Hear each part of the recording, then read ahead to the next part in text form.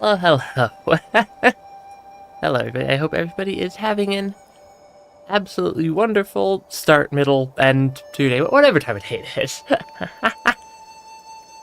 And, let us jump right into this. As we, continue to beat our head against this boss for who honestly knows how long. Because this is going to be, or this is a extremely non-trivial boss fight. Because yeah, the game definitely is not messing around with this boss fight. Ah, shoot. That was an attack misread on my part.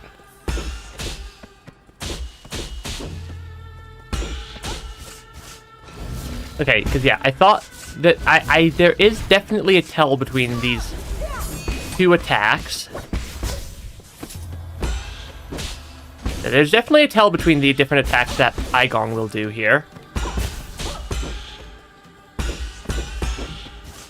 It's just not easy to tell because this is not a slow boss fight.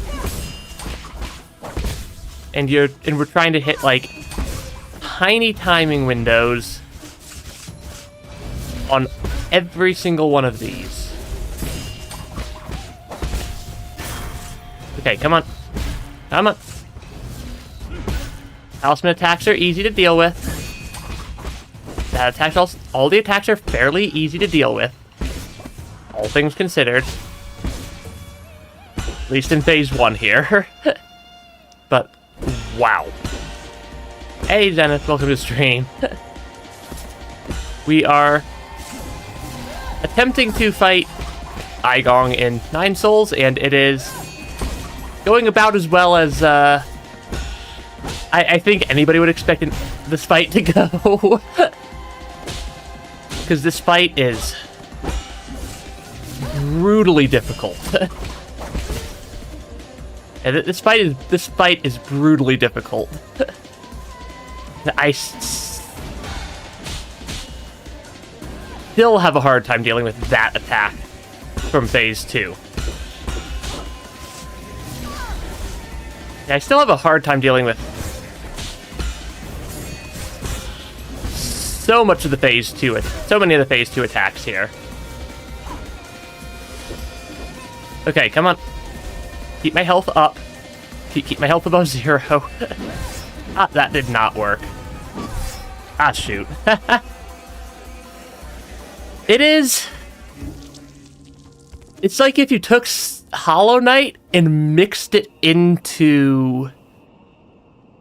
It's a game called 9 Souls. It's like if you took Hollow Knight and you mixed Souls-like Sekiro difficulty and mechanics into Hollow Knight, which is about as difficult to deal with as you'd expect. And this is an extremely difficult boss fight that I'm pretty sure is basically the ultimate skill check in the game. Ah, shoot. Yeah, Hollow Knight ramped up to way more than 10. If Hollow Knight was at like, if this game's at 10, Hollow Knight would be at like maybe a quarter on the difficulty for a majority of the game. This is not going very smoothly.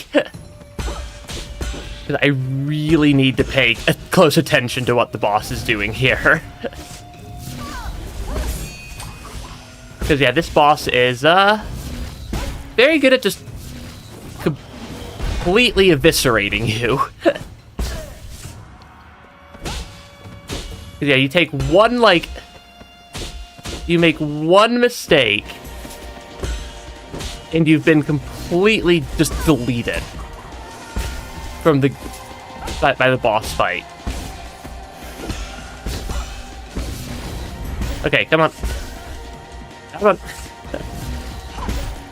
And I'm still having a very difficult time dealing with phase 2.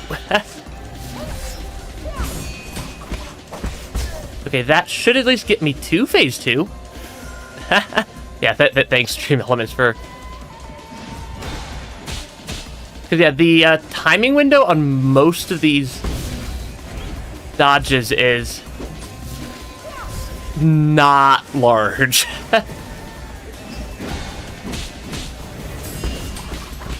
Yeah, the timing window for most of these parries is maybe a couple of frames. Ah, shoot. And you can see how much damage I take up in the, but from, like, singular mistakes up in the top left. Because that green bar is my health bar. Those little dots above it are my, healing, are my ability to heal. And this fight is...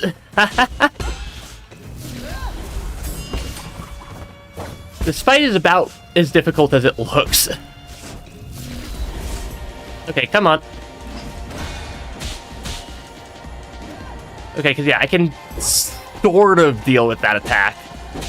At least a little bit at this point. Yes, there are 2 different types of damage that you can take, depending on how things happen. Okay. We're slowly figuring this out. Yeah, we're slowly figuring out how to maybe deal with this boss.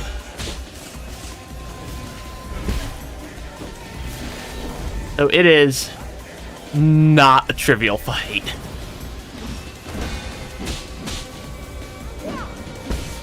Yeah, this is far from an easy boss fight. Come on. Yeah, this fight is brutally difficult. But also, I wouldn't have this fight any other way than brutally difficult, given how much time the game spent building up to this point. Ah, shoot. Yeah, this game handles parries very well. There's just a lot of them. As you'd expect from from a game that very, very heavily took inspiration from stuff like Sekiro and a bit from Hollow Knight. But, like, if you want to see the Hollow Knight inspiration, you look at the Jade's screen, which is literally Hollow Knight charms.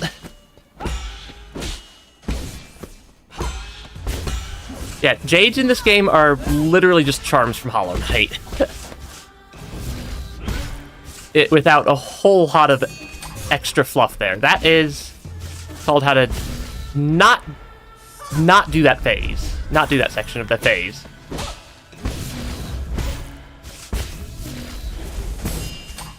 Yeah, I've got to play a little bit carefully.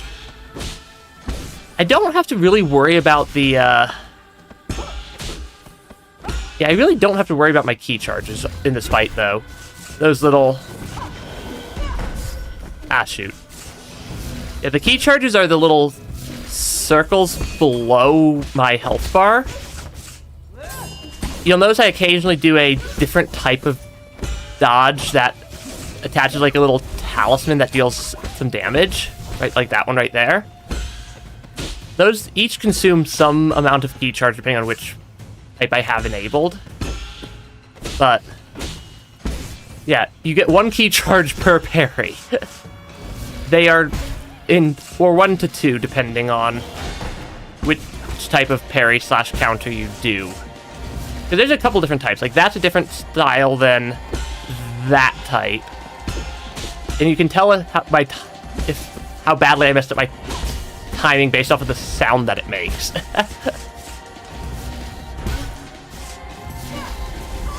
'Cause yeah, you can tell if how badly I messed up my parry timing based off of if it makes the, like, ting sound or the, like, bong sound. 'Cause one of them blocks all damage. One of them only blocks certain types of damage. Ah, shoot. Or one of them, I guess, converts the damage into something known as internal damage.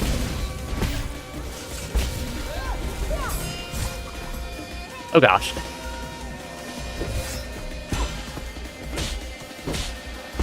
Yeah, the second phase is what I need to figure out how to be more consistent at right now. I haven't even made it through second phase yet.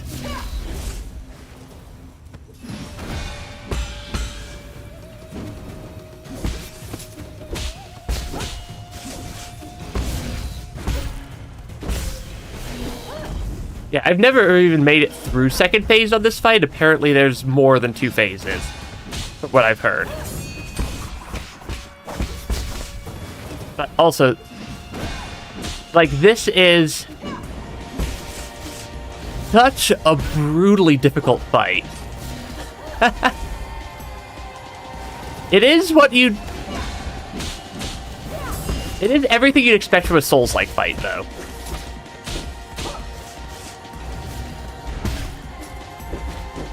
Okay, come on. I think Darth Vader would have been easier to fight than Eigong. If I'm being completely honest.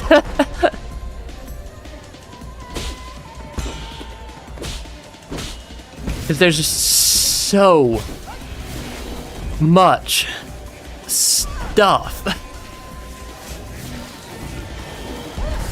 Ah, shoot. I misread that attack pretty badly.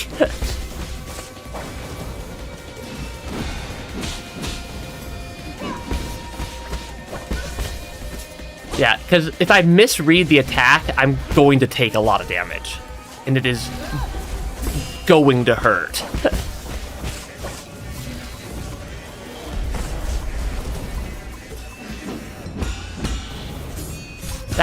That was an attack misread.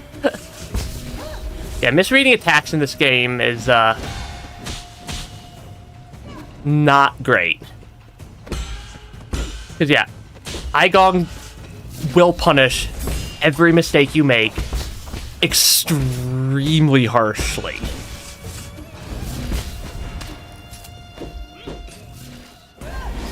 Okay, come on. Which attack are you gonna do next?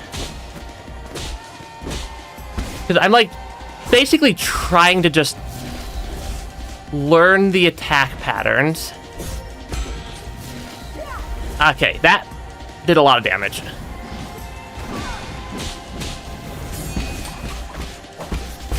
Okay.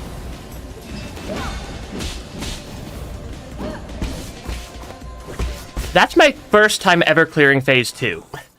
Yeah, this game's 9 souls. Sorry, I have to, focus. Oh gosh, that is very much an infection. Well, welcome to phase 3.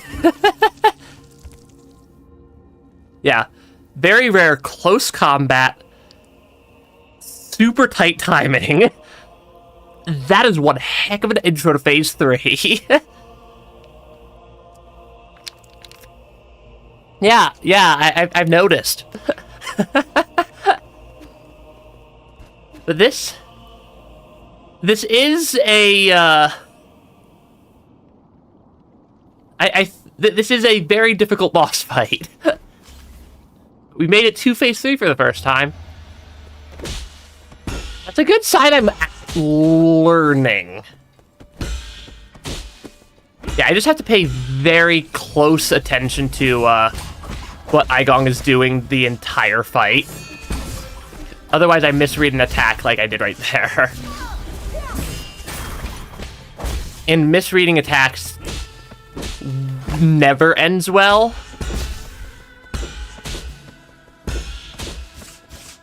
Yeah, Eigong does have very good telegraphing on their attacks. Yeah, like, Eigong does a very good job of telegraphing what they're gonna do. But it just takes a bit to, learn how to read the different attack patterns.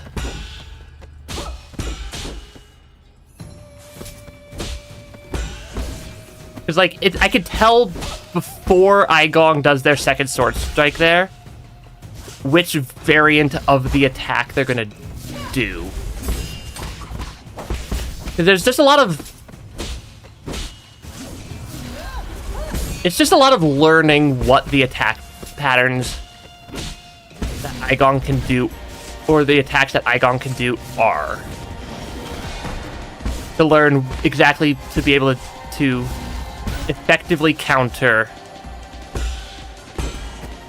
the massive pile of things.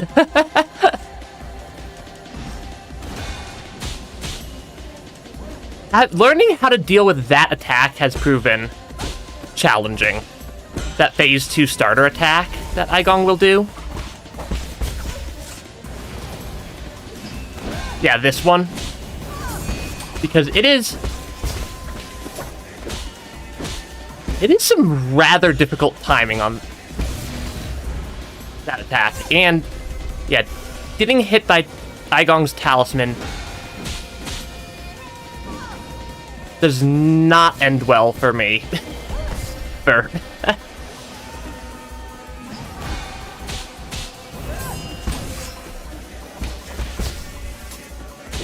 Okay, this phase 2 is not going nearly as smoothly as last one did.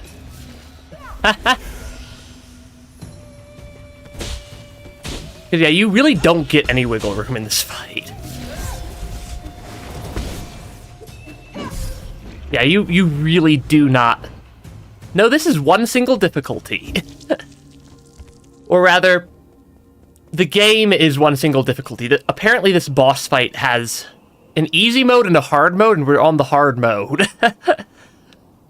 Because apparently, according to one of my friends who's beaten this boss, depending on whether or not you're getting true ending, or depending on which ending of the game you're getting, this boss fight has 2 different difficulties. And, because we're trying to get true ending, we get absolutely eviscerated by this boss fight. Oh gosh, I really need to pay closer attention to the boss. Because, yeah, this is... no room. There is no room for error on this boss fight. Yeah, this game has one difficulty of very, very difficult. In general, though.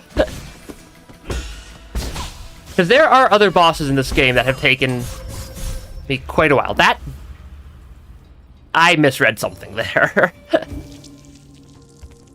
If you want to see some very obvious souls, or some very obvious Hollow Knight, look at the Jade screen. Hey Arya, welcome to this. Thanks for stopping by, at least for a second. We are literally just fighting one boss fight repeatedly.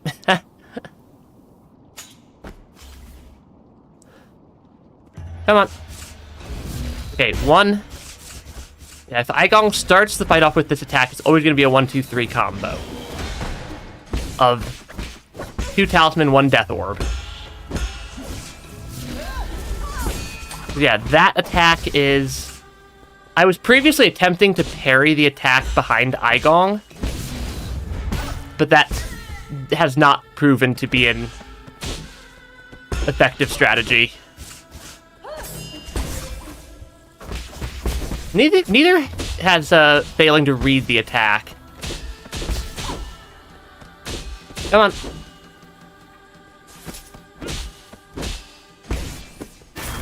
Yeah, failing to read the attack does not work out in my favor. Okay. Because I have learned approximately when I can counter this boss. But also, this boss fight is is on another level from most boss fights I see in games in general. Ah, shoot. I'm slipping. Don't let having gotten to phase 3 once get to my head, because I still have to clear phases 1 and 2, and they're also... Even phase 1, I think, is more difficult than any other boss fight we've dealt with so far in this game. That should not have been a successful counter to that attack.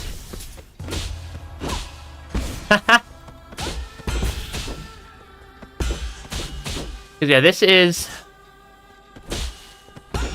I legitimately don't know how long this boss fight's gonna take me, other than probably a rather sizable length of time.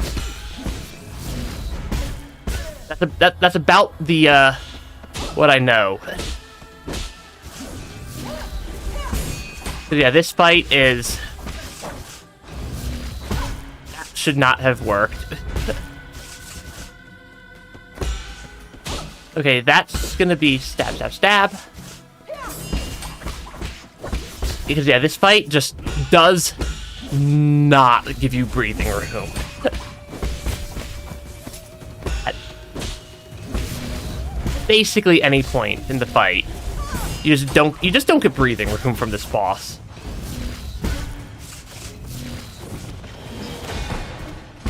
Okay, come on. 1, 2, not gonna be one I can counter. That one's one I can counter. Okay, phase 2. just do it. Ah, shoot.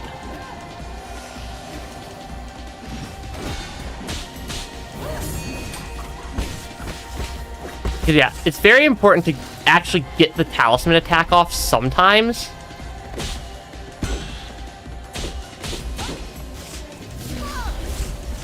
Because, yeah,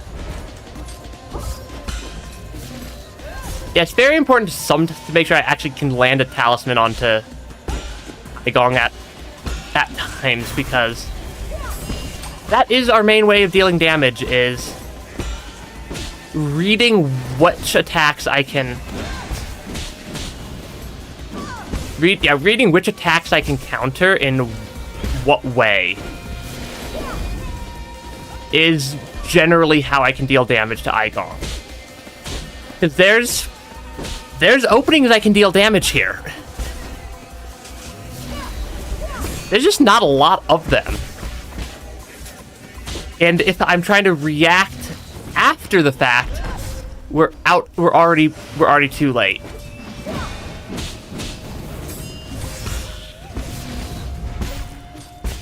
Yeah, if I have to react to Eigong's attacks after the fact, we're already too late. By the point in time I'd be reacting. Because this fight... Come on. That's not...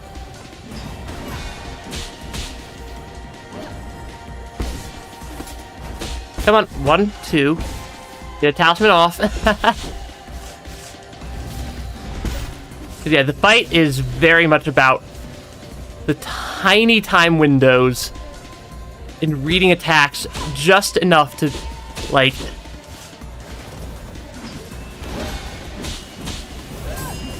That was a misread. That was a fairly significant misread at that. Yeah, that was a fairly... They have very good telegraphs, is the thing. Because, like, if you... Like, I'm not actually looking at my character at basically any point during the entire fight. Because, my character, the small little cat on the left, called Yi, isn't going to surprise me with what they do, given I have full control over everything they do. Eigong, on the other hand, will absolutely surprise me with every single thing that they do. But they also, every single attack has a unique telegraph in this fight. Is something I've started to figure out how to read. Whether or not I actually read the telegraph correctly is a different question. Like, they all have fairly long, like, every attack has a fairly long wind-up. So, like, I know what attack I need to do at what point, like, how to counter each attack. So, like, that's gonna go through. This one's not. Or that one will. Okay, that's a talisman. Not go through. So yeah, if they attack downwards first, I'm gonna be able to get a talisman off on them. If they attack upwards first, I won't. And then they can do stab attacks, which is either be in groups of 2 or 3, which is why you'll sometimes see me do a third. That one's not gonna end well. Yeah, which is why you'll often see me do a third counter there. Cause yeah, if you watch the boss, you can tell what they're doing.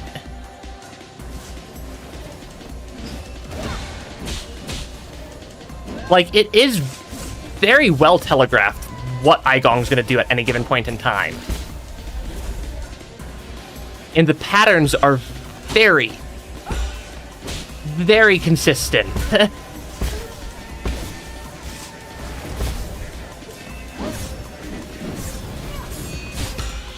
Whether or not I'm actually reading the pattern correctly is the real question. Because yeah, this is that is a death. Yeah, it is still a lot of very, very punishing attacks very, very quickly. And it's hard to manage. I used a heal, I used a heal when I didn't mean to. Cause yeah, like, you're not reacting quickly to anything. Or at least you shouldn't be. Come on. Because, like, the timings are also very consistent. Like, this fight is a very consistent fight.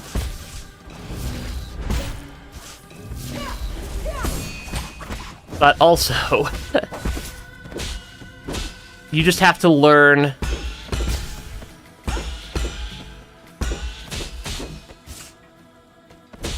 a lot of attack patterns. Okay, because, like, that one's actually one of the easier ones to deal with, and I do enjoy when Eigong does not that pattern, but the other one that's the dash forward pattern. 1, 2, 3. 1, 2, 3. Talisman attack. Timings. Because, like, the time windows are very small. Do stuff. Okay. I mean, I think the only reason I'm not actively having, like, major difficulties is because I've been doing this, is because I'm on a lot of this fight. That is going to do a lot. That hurts a lot if I misread that attack and get caught by it. Yeah, misreading any attack and getting caught by literally anything Eigong does is very good at zeroing out my health pool. Because yeah, Eigong starts adding extra counters in the second phase, so that your freebies are significantly less free in this phase. But there are tiny time windows of breathing room.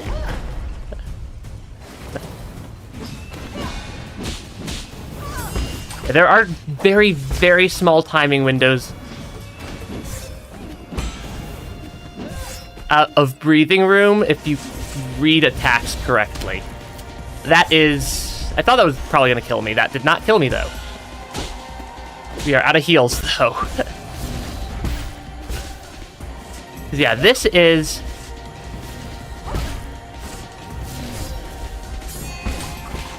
Yeah, this fight is brutal. But also, it's all just learning. Ah, shoot. Yeah, moving a bit like a Smash Bros. Character. This fight, if you've ever played, like, Sekiro, this fight gives me, like, very strong, like, Ishin vibes. Like, final boss of Sekiro vibes. But is also a major step up in the difficulty department. Like, this is... I misread that attack.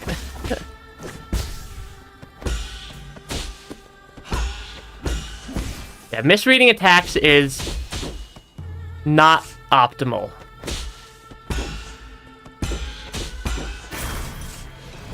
Okay, one. Okay.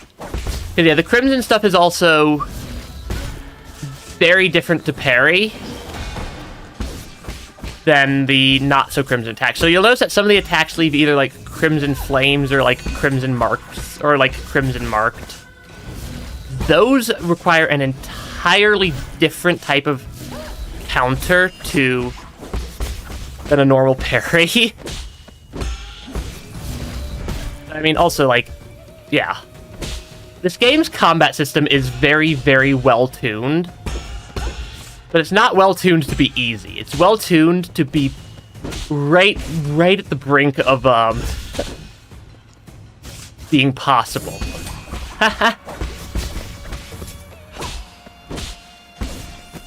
Which is both fun and a bit of a challenge.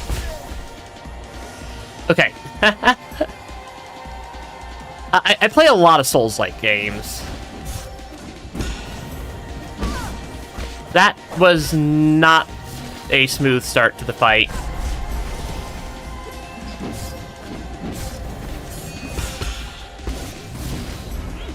That's a death. Yeah, it is. The boss fight is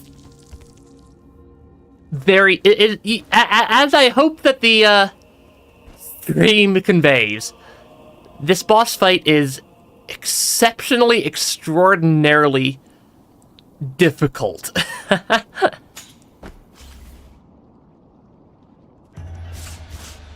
With a lot of different attack types. And a very, very tightly tuned combat system. To, go with it.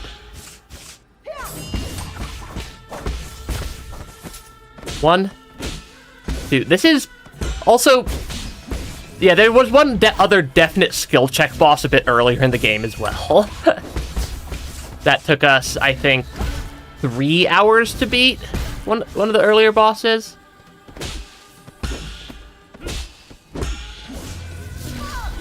Yeah, one of the earlier bosses took, I think, 3-ish hours to beat. Though this boss is, even more difficult than that one. By a pretty long shot, honestly. Because, yeah, this fight is...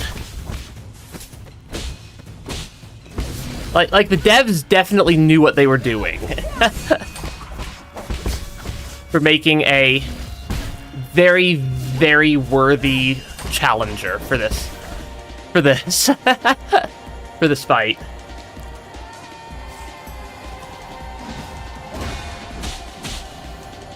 But like a big part about the Nine Souls is that things are very good. This game's very good at taking things from the realm of feeling completely impossible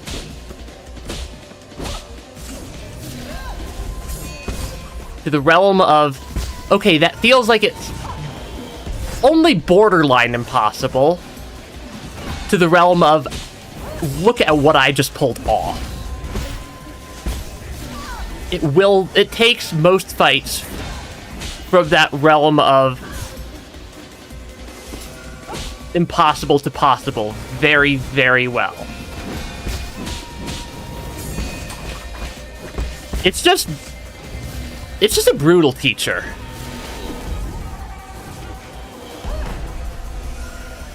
Yeah, Nine Souls is just not... It's gonna teach you by just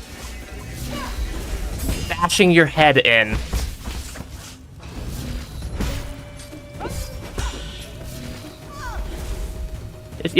Nine Souls teaches you by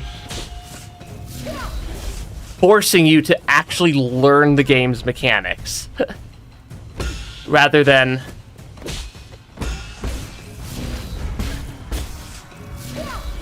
Yeah, rather than, like, letting you get away with anything less than complete mastery of the game's systems. I messed up my timing on that one.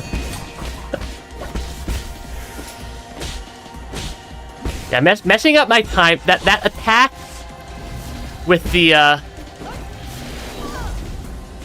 the attack with the like 4 massive sword strikes across the screen. The timing on that one is tricky, to say the least. Yeah, the timing on that particular attack is very, very tricky to get right.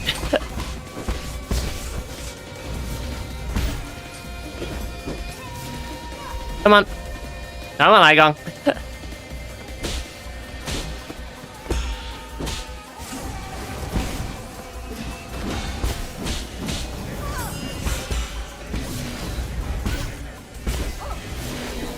Oh gosh.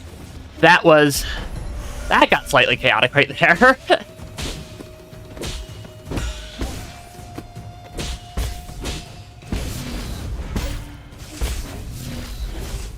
Come on. Come on.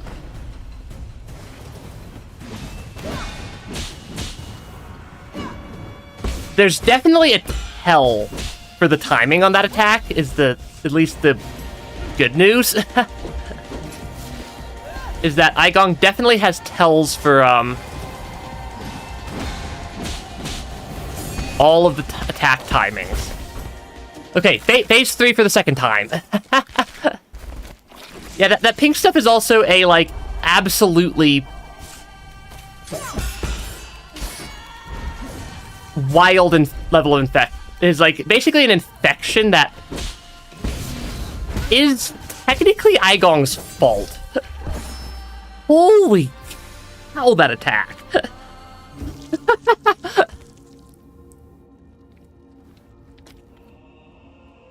The 2 white ones I can parry. The red one I think I need to dodge.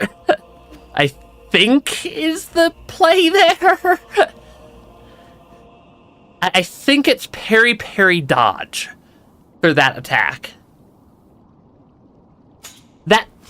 I mean, every attack is brutal. Because, like, if you watch me take, like, any, like, tick of damage... I just need to learn the phase 3 patterns. Is what I need to do. is you just need to. It's just a learning game. Okay. Because yeah, the attacks are very. There's nothing in this fight that feels actively unfair. Even those attacks are things that, like, I know I have the tools in my tool set to handle. And the game doesn't throw that at you until you've proven to the game that you can work out how to handle it.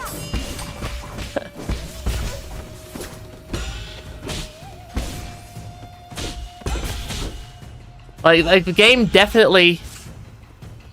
The game knows that you know how to handle that sort of attack by the time it throws it at you.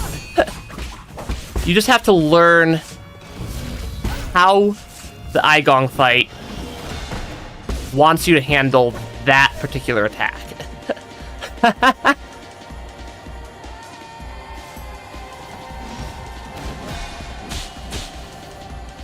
Yeah, Eigong's brutal. It's like that attack that you now have to, in phase 2, follow up with other stuff. Because Eigong will melt you.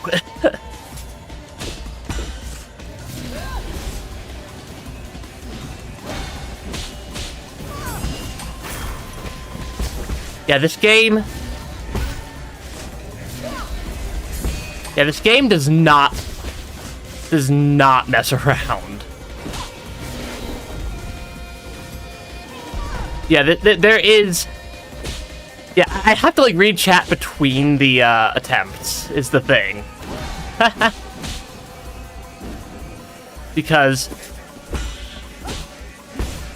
there is, functionally speaking, zero wiggle room for me to take my eyes off of Eigong for even like the 10th of a second it would take for me to read something during this fight.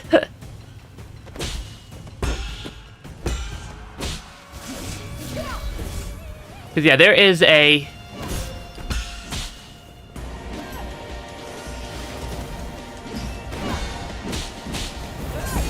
yeah, Eigong has a tell for the timing on that attack. If you look at her eyes during the wind-up, like, look at her eyes and sword. I think the sword's also a good tell, but I think I like the consistency of the eyes for when to do my or for when to release my unbounded counter. Open, like a split second after Eigong opens her eyes on that attack is when I need to counter that attack with the unbounded counter, not the regular counter. It needs to be an unbounded counter because Crimson attacks require an unbounded counter to counter, and not a regular parry because the game wants to be difficult.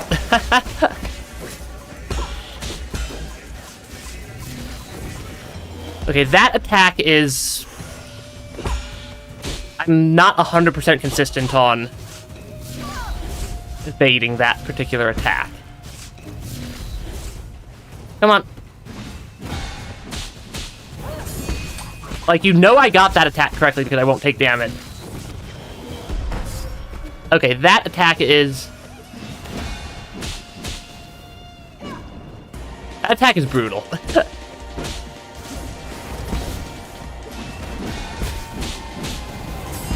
Okay.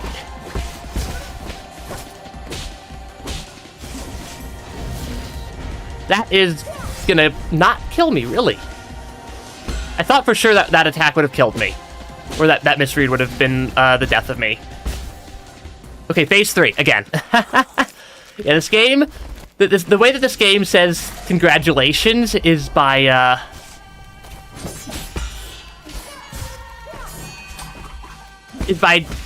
absolutely wrecking you.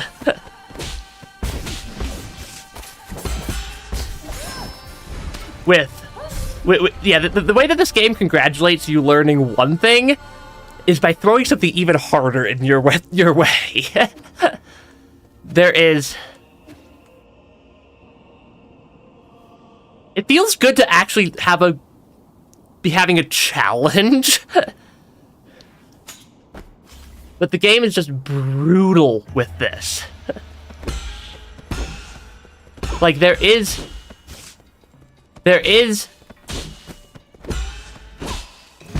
no hand-holding happening by this point. I completely misread that attack.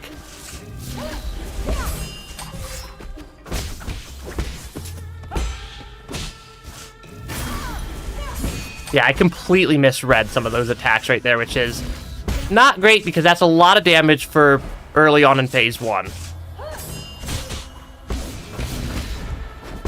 Oh gosh. Yeah, I really need to not take damage in phase 1 if I'm going to stand any chance of beating phases 2 and 3. I basically need to get to the point where I could play a perfect phase 1 consistently, because all the other phases build off of the attack patterns from phase 1 still. They just add even more stuff into the mix.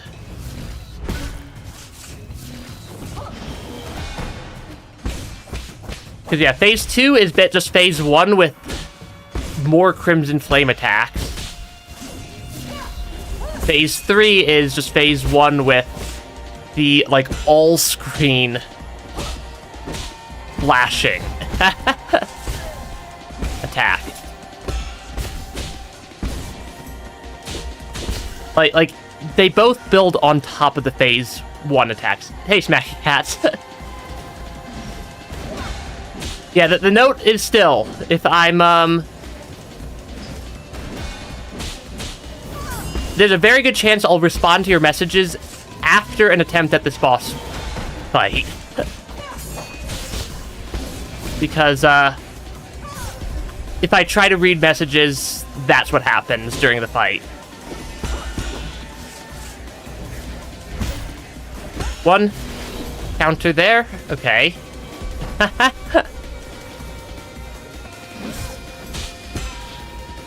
Because, yeah, you do not get any wiggle room. This fight gives you... Yeah, this fight gives you basically zero wiggle room. Because, what? You make one tiny slip up, and your health bar goes from 0 to...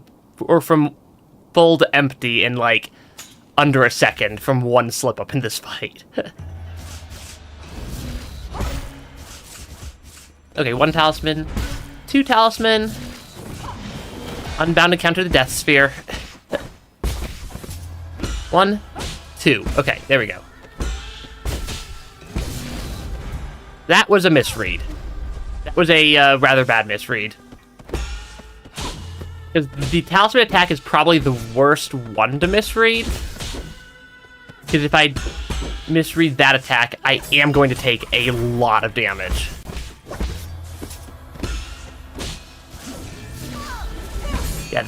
Yeah, misreading the talisman attack is going to do a lot of damage to me.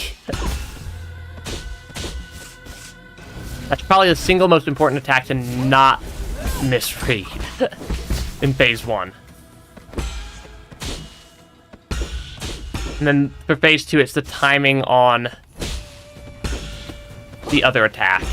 Or it's the timing on the 4 sword slash attack. If I mess up the timing on that attack, I also, basically instantly die. Okay. Because that attack, I could at least have a chance to recover from a misread on. But the talisman attack, if I get caught by Eigong's talisman, we're basically gonna just take, like, at least half of our health bar instantly. Okay. Phase 2. We are consistently making it to phase 2,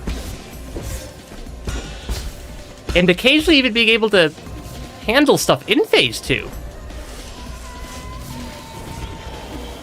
That was a very bad misread. Come on. 1, 2.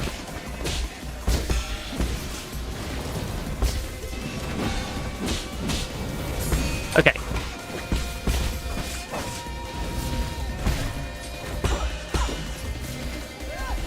Yeah, this fight. Do not misread that.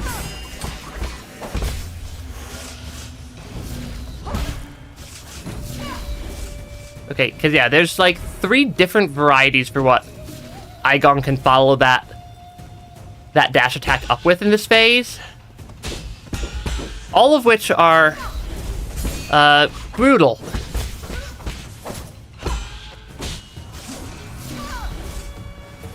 Okay, come on.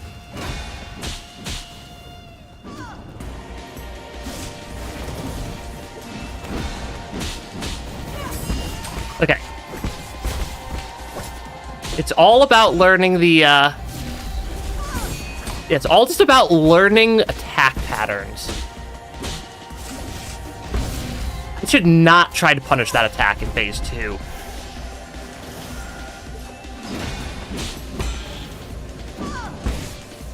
Yeah, there's one of the attacks from phase 1 that's punishable is pretty good at dealing damage to me in phase 2 if I try to punish it. And I'm not sure the best way to read which form of the attack it is. Okay, come on. Yeah, it's because, yeah, standing in the fire hurts. Come on, Eigong. Yeah, if I focus a little bit more on staying alive, and a little bit less on trying to squeeze out every bit of damage from every single attack pattern, I can because I can parry or counter most attacks if I read them correctly. There's not many attacks there's not any attacks in this phase that if I read the attack, I can't counter.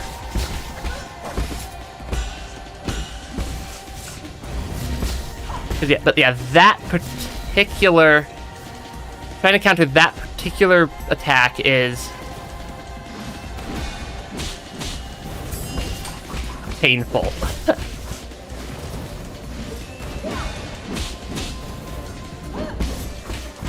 Okay, phase 3. Again. That was phase 2. This is phase 3.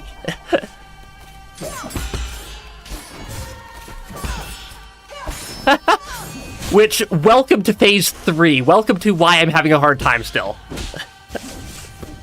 Because, holy mother of everything holy, this fight ramps it up.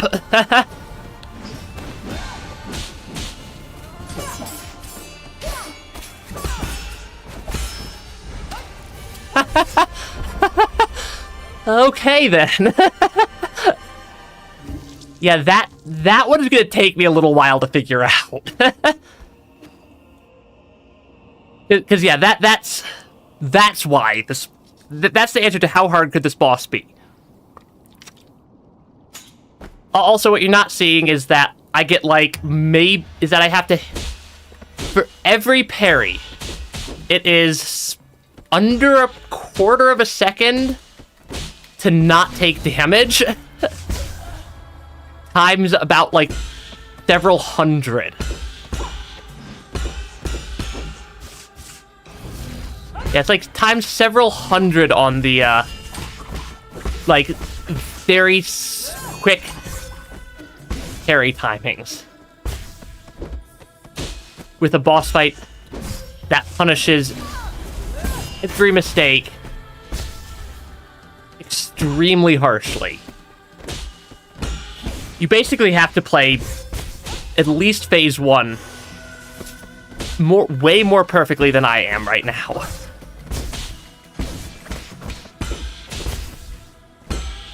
Because, like, if I have a bad attempt, I might not even make it to phase 2. If I start making sloppy mistakes. Let Eigong dictate the flow of battle. Respond to what Eigong throws at me. Because I functionally need full health going into phase 2. And not being partway through my healing.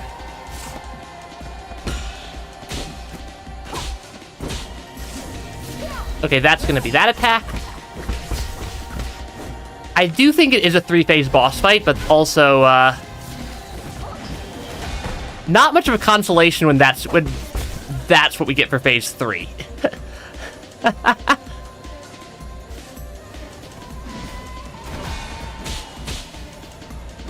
Okay, yeah, let Eigong dictate the flow of battle.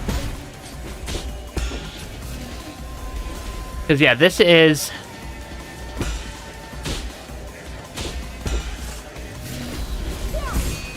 This is not an easy fight.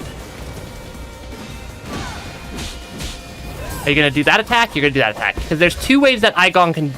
There's 2 fourth things that Eigong can do for that attack. They will either do a second Crimson Blade that I have to dodge through.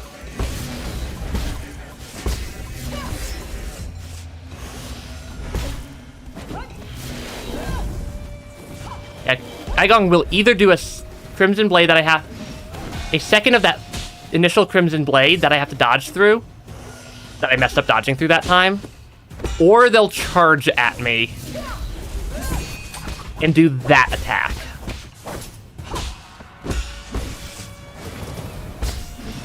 And it's difficult for me to tell which one Eigong's gonna choose. Yeah, that was... In phase 1, that was basically a freebie, that attack. But in phase 2, Eigong follows it up with even more stuff. Okay, come on.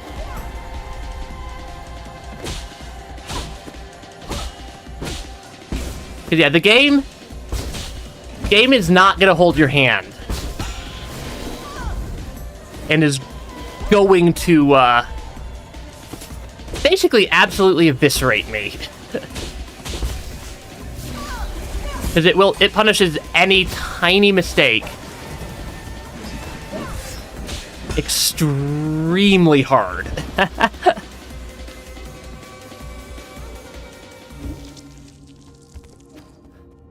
So you have to play pretty close to perfectly for most of the fight.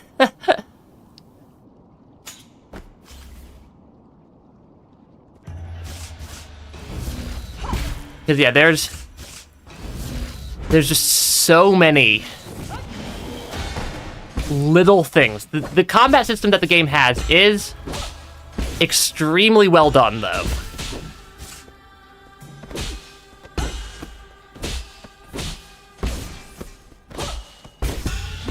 Like, the game's combat system is very, very well balanced.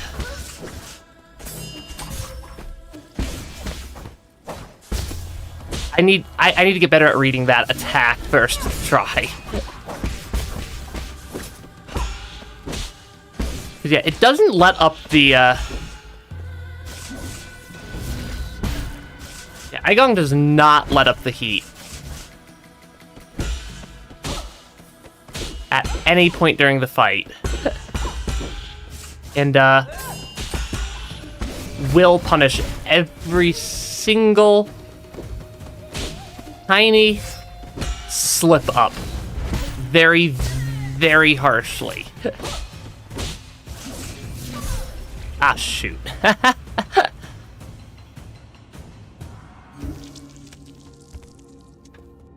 Okay.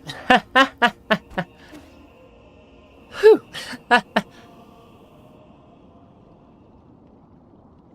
Whew. Okay. Attack counter. Yeah, when phase 2 starts with the talisman attack, it's always going to be 2 talisman. Or when phase 1 starts with the talisman attack, it's always going to be 2 talisman attacks followed by a death sphere.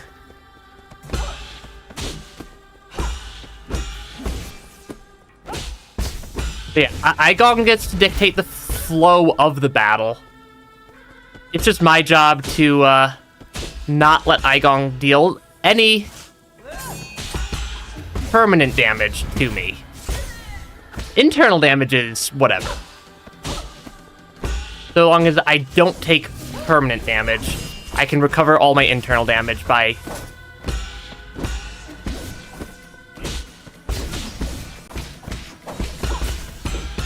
Yeah, I can recover all my internal damage pretty easily. I just need to not take any actual damage hits.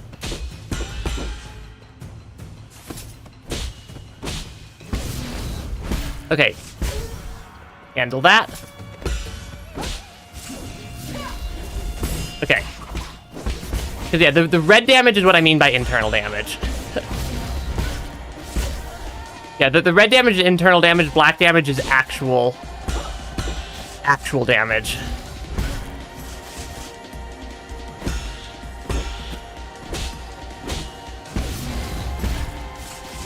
Okay. Yeah, because yeah, the red stuff heals. The black stuff takes healing charges to heal. The music for this fight is really good. I was off on my timing there.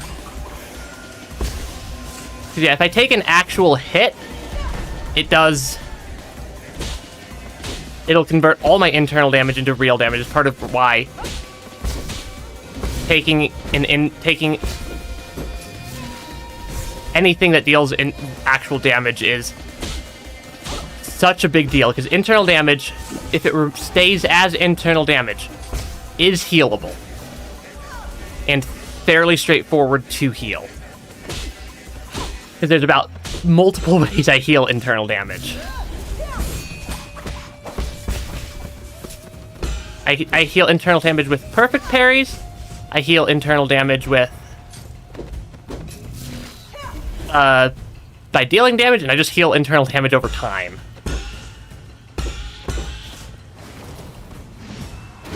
But yeah, permanent damage is much more permanent. Okay, come on. Come on.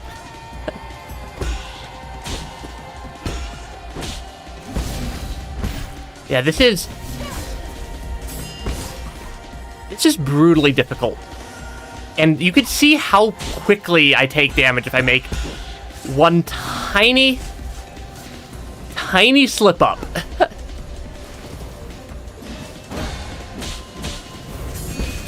Okay.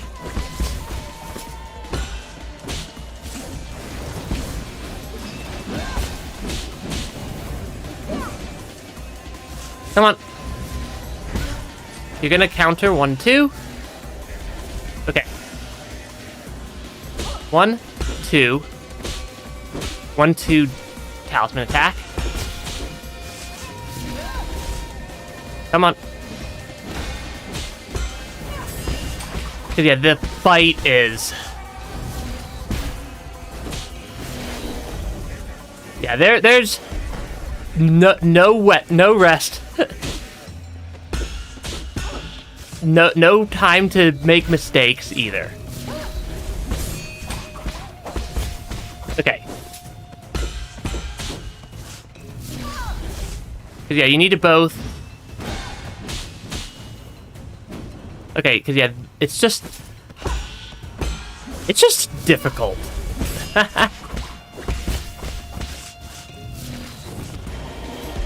And the game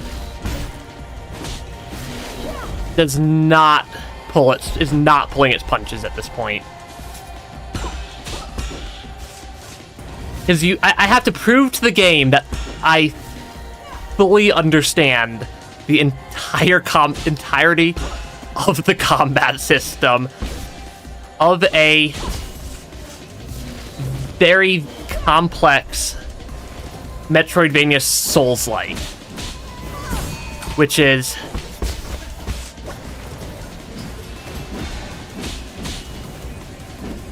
certainly an ask. I'm able to sometimes make it to phase 2, where I'm able to make it to phase 2 more often than I'm not at this point, and I'm able to sometimes make it to all the way to phase 3.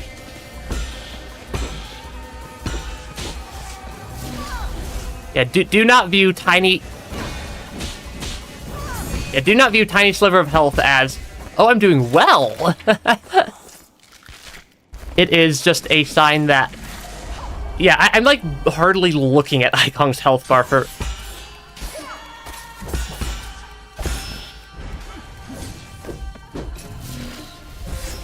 much of the fight. I like, yeah, watching Eigong's health bar is not an effective strategy. I need to be watching Eigong herself.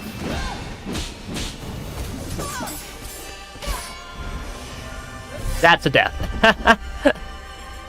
Yeah, I need to make sure I'm not watching, like, my health. I need to keep an idea of how much health I have, but I need to watch Eigong. Because if I pay attention to literally anything else on screen other than Eigong, Eigong is going to, I feel like I'm gonna need at least 5 or 6 heals on phase 3 is the problem, isn't it?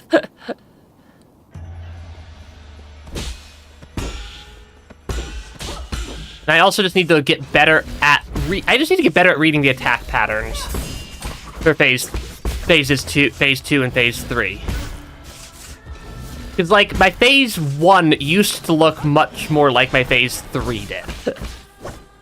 Does. And my phase 2 also used to look like my phase 3 does. Because that's one of that's the big thing about Souls-like games, is that bosses are something you learn. Yeah, bosses are something you learn and master, and aren't something that's like, they're not pushovers in any good Souls-like game.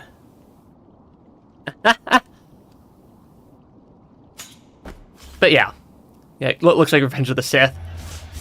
Yeah, Darth Vader would have been an easier fight than Eigong. Because, Darth Vader has a conscience, and is also, not able to teleport.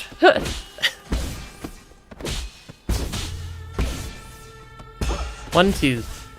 1, 2? Yeah, the spear down thrust attack comes in either groups of 2 or 3. That was a very unfortunate misread on my part.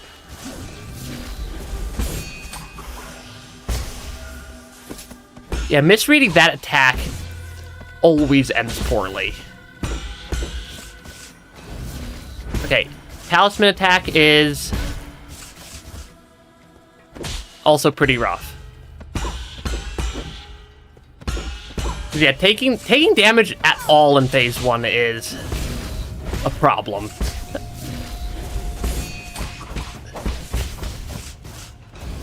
Yeah, taking basically any damage in phase 1 is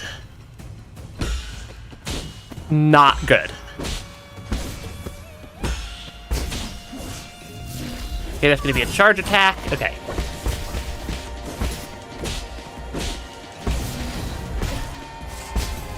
Luckily, the key charges are basically free for the entirety of the Eigong fight.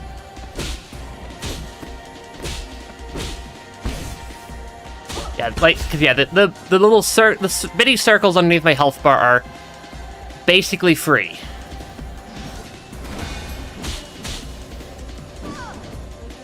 Yeah, getting the timings down for that attack is a little bit rough.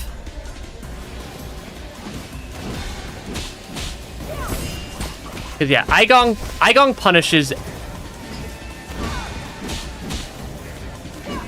Eigong is a very, very punishing boss fight.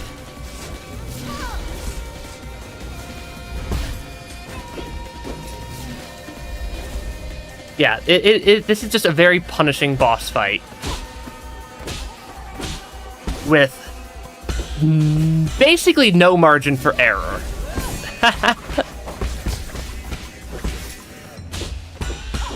But it feels good to be getting to the point where I'm able to start handling things. Because this game always starts off every attack by feeling like it's the most unwinnable, undodgeable, unreasonable thing on Earth. or I guess in the case of the game, on Penglai.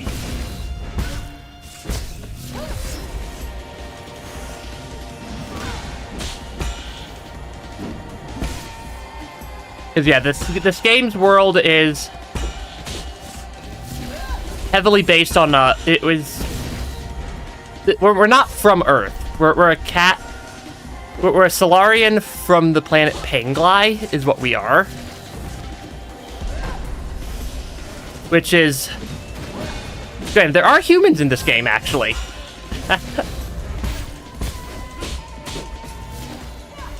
Yeah, this game does indeed have humans. They're just called ape men. That was a horrible misread on that attack.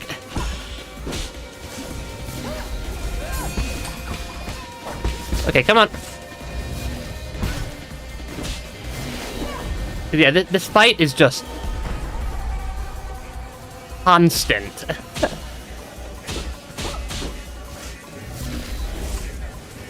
Okay.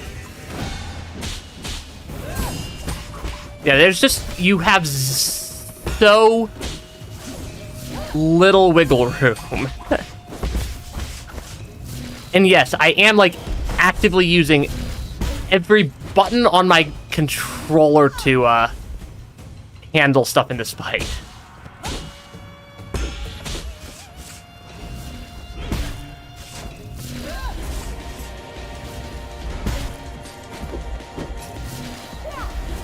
Yeah. Well, like, every single button on my controller is mapped to a different action I have to take, depending on the context of the rest of the fight.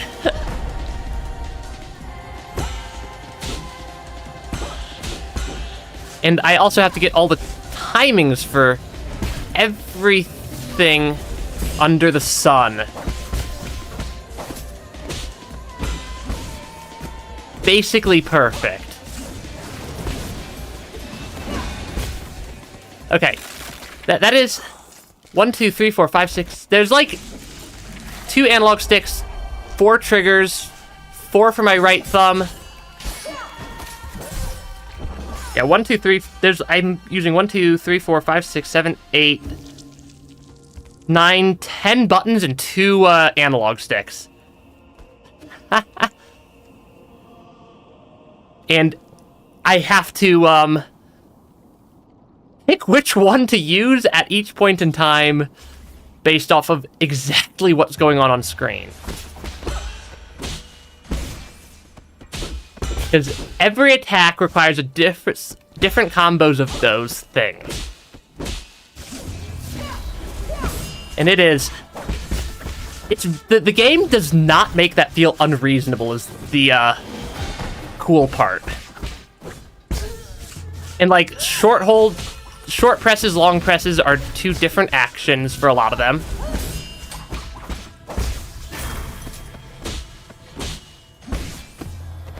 Because like, yeah, holding it for like tapping versus holding on a lot of them is two different actions.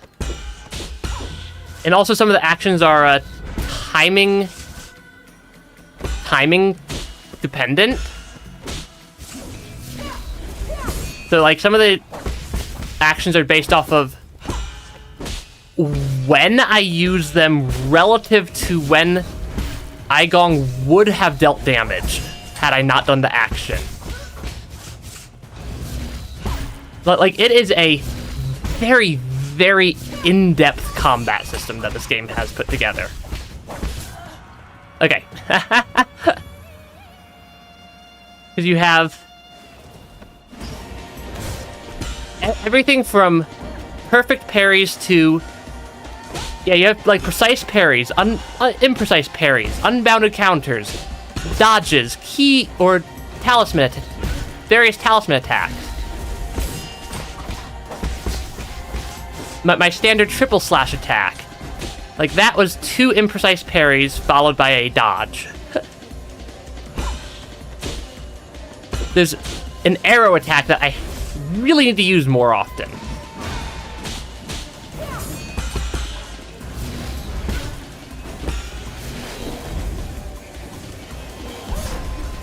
That did a lot more damage than it should have because I should not have tried to unbound counter that. Did not have the timing correct.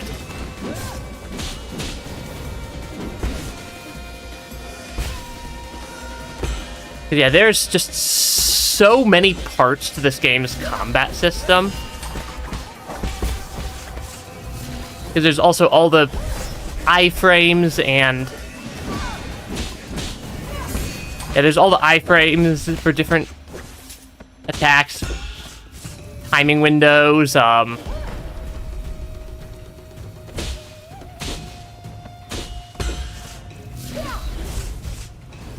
then there's also all the fact that I have to read every one of Eigong's attacks because they all have different ways to counter them.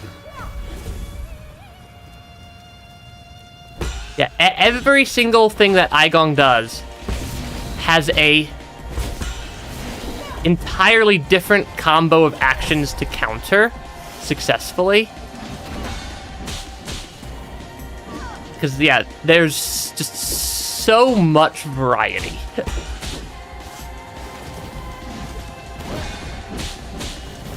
Like, that's a different counter combo than the other attack. Come on.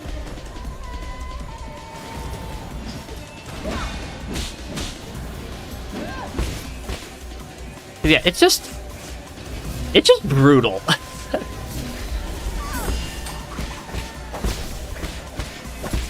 Yes, we use a medicinal pipe for healing. That is in you are seeing that correctly. Ah. Yeah, you're definitely seeing that correctly. I have a jade that makes my healing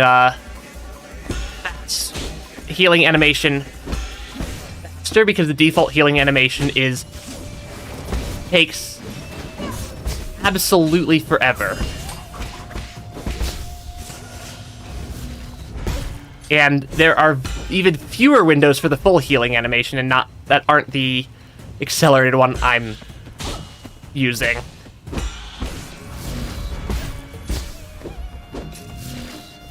Oh gosh, that did not work. I mistimed that attack.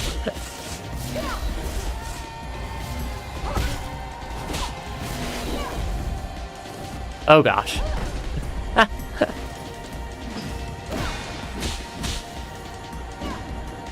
Yeah, there is...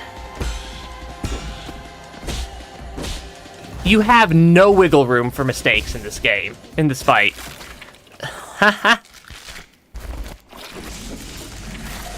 And I mean, I'm out of heals at this point, is the problem.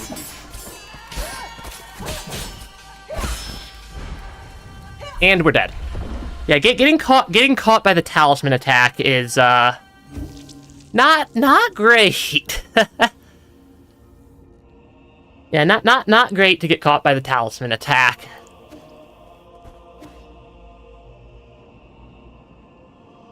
And yeah, because there is a lot of stuff in the combat system for this game. Yeah, that is a Tai Chi kick. That's a Tai Chi kick. That's an unbounded counter. That's a that's a talisman attack. Because I'm doing it's very heavily parry based. Tai Chi kick that. Yeah, there's just so little room to make mistakes.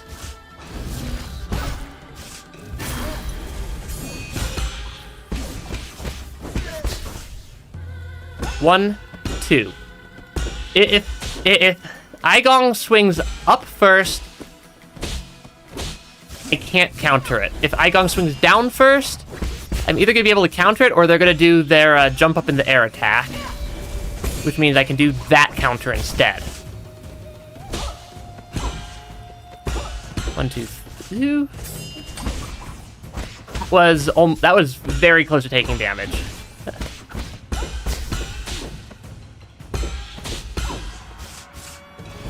Yeah, there's just so many things that Eigong can do. If I could get through phase 1 with relatively full health, like that one, I found that the best strategy I have is unbounded counter, parry, and then either dodge or Tai Chi, and yeah, either dodge or Tai Chi kick that. Or either dodge or key charge dodge. I don't like that attack. I do not like Death Sphere. Because yeah, there's 2 different ways to counter that, depending on which variation of the 4th part of that attack Eigong decides to do. And also, yes, this game has 2 different types of damage that you'll take, context dependently. So you'll notice that we have the black colored damage, and we have the red colored damage that sort of auto heals.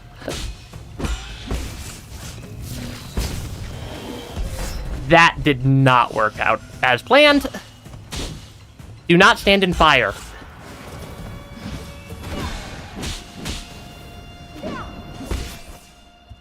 Do not stand in fire. Standing in fire is very, very painful.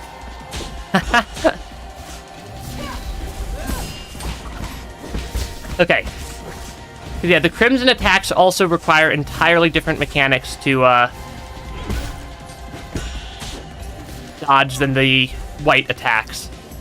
Because white attacks are parryable, Crimson attacks are not as parryable.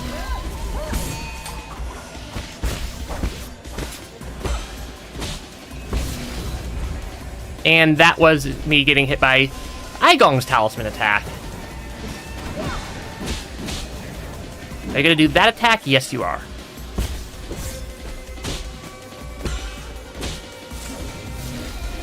I really need to not take damage from that particular attack of Eigong's.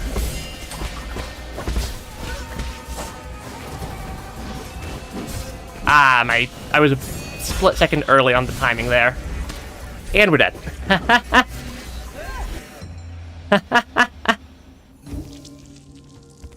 But yeah, it is. Yeah, if you die, you have to start at phase 1.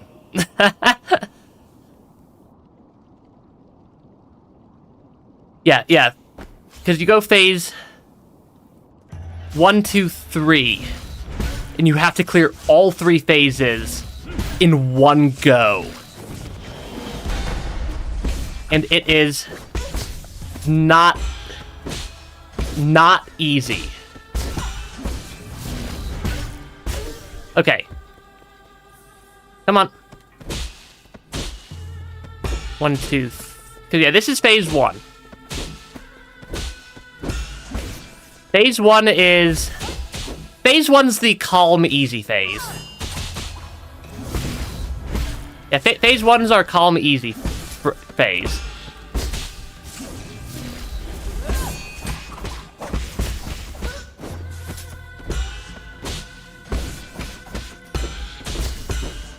And yes, this is calm and easy compared to the rest of the fight, even though this was also significantly more difficult than any boss leading up to this point in the game.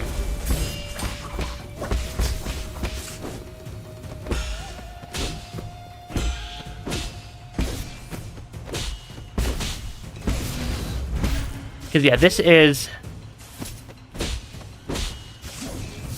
The fact that this feels easy compared to phases 2 and 3 says something about how absurdly difficult parts of this game actually are.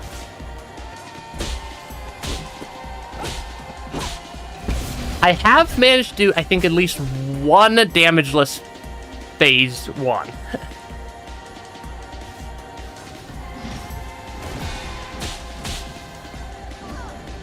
Yeah, the timing windows on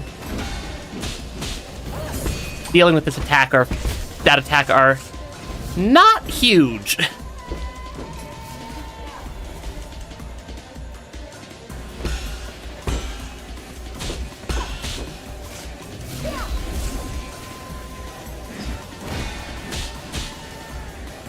Yeah, Eigong does not mess around.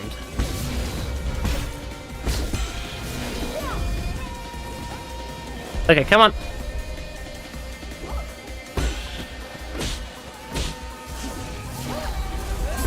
Okay. Because, like, there's a couple of time windows that I can punish Eigong's attacks. But they're also not huge.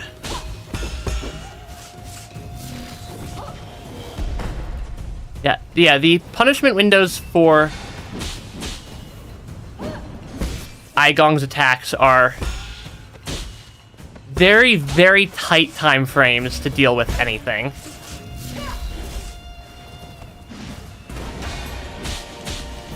You're gonna charge me that time? Okay.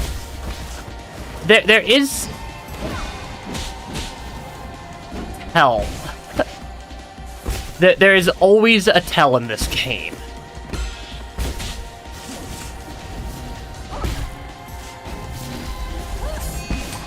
Yeah, this game always has a tell for what's going on, for what the next attack is. With a fair bit of wind-up time. Like, the fight does have a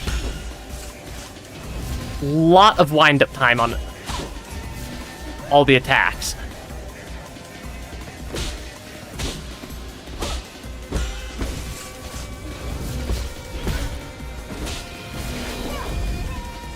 Come on.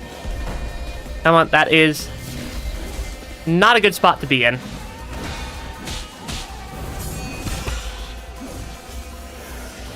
Okay. Yeah, I misread the timing on that attack. Okay. Yeah, Eigong has a pretty good attack variety as well. Okay. Counter, counter.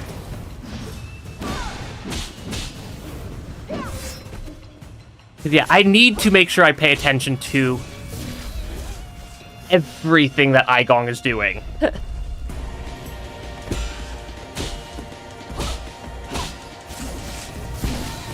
Even a momentary lapse in attention is deadly in this game. Okay. Phase 3. This fight's scary.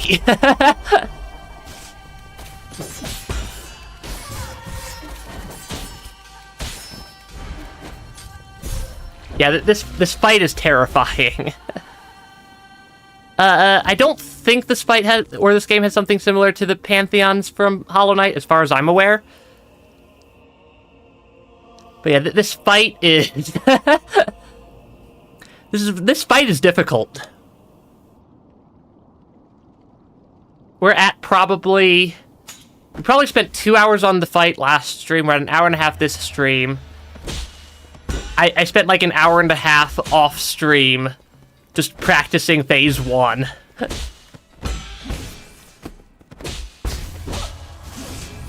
Because phase 1 is very important to be able to get through. Okay. Come on. So yeah, we're at a decent number of hours on the Eigong fight already. That was a horrible misread. Yeah, so sometimes I don't even get like partway through phase 1. It is.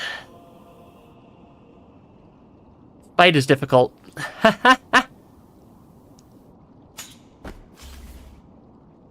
Hello, Eigong. Talisman. Yeah, this phase always starts off with either with a double talisman death sphere, if it starts off with a talisman.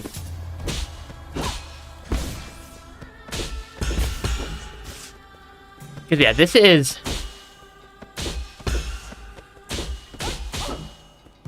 This is brutally difficult. That was a rather bad misread on my part as well.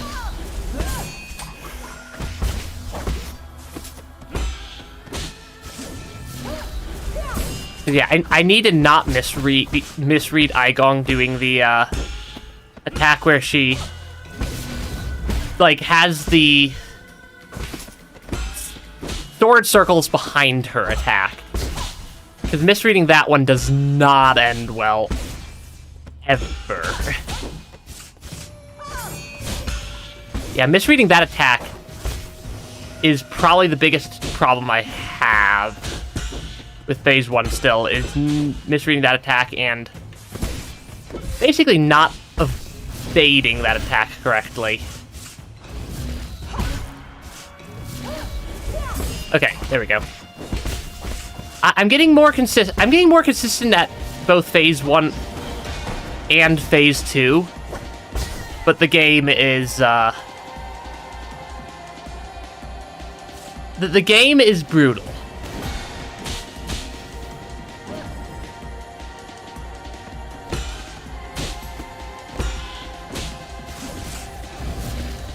I should really stop trying to punish that particular attack.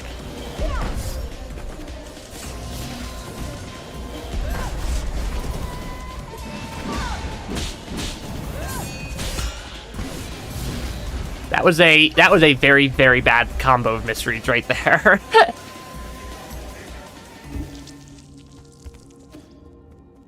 Cause yeah, when we first walked through this boss fight, I was having a hard time even getting phase 1 down to like half health. I mean, brutal is probably the best descriptor I can think of for this fight. It's just that was almost a miss on the unbound counter there.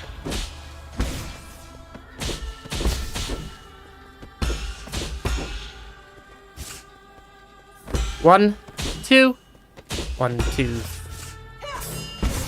That was bad timing on my part.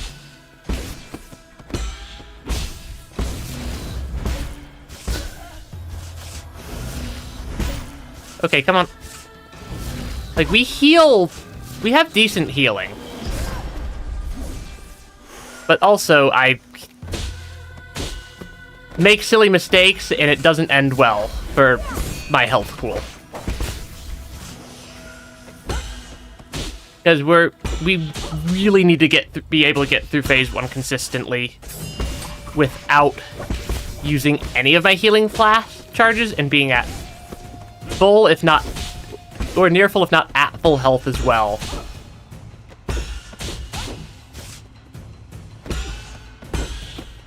Come on. Come on. That attack is very easy to punish Eigong for doing. That was a really weird bit of timing on that one. That's a talisman. Okay, this should take me to phase 2. Yeah. Ha.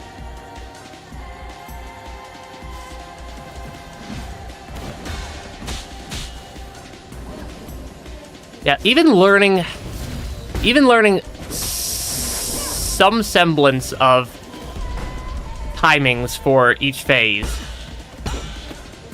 Because the more times I see each phase, the better I'm going to get at handling each phase. Like, because it's just it really is a numbers game. The more time the more times I get to each phase, the better I get at each phase. And it's just more chances for me to... It's just more chances for me to get to deal with each attack. That was gonna be another one of those. Okay. Yeah. It really is just a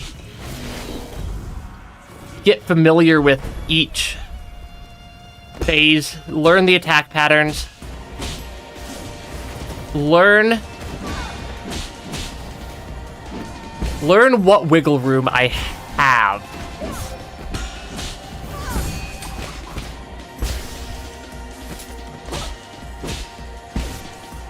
Yeah, learn what wiggle room I have for each phase.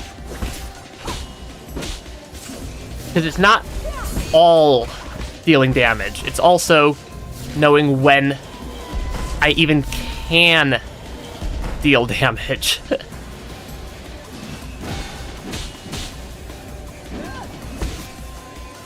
So yeah, there's a huge factor of not just knowing that I can deal damage, but also the when is dealing damage viable and when is it going to result in me getting hit by one of Eigong's talisman attacks. Okay. 1, 2. I really should stop trying to punish that attack in phase 2. Because that usually results in me taking damage. Trying to punish that particular attack usually results in me taking unnecessary damage.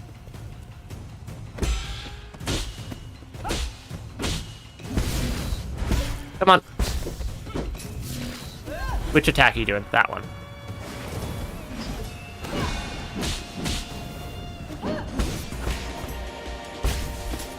One. Two, because yeah, if Eigong does a certain follow-up to that attack, I take a rather large quantity of damage. Okay. Phase 3. Yeah, when they grab me, it's because it deals a...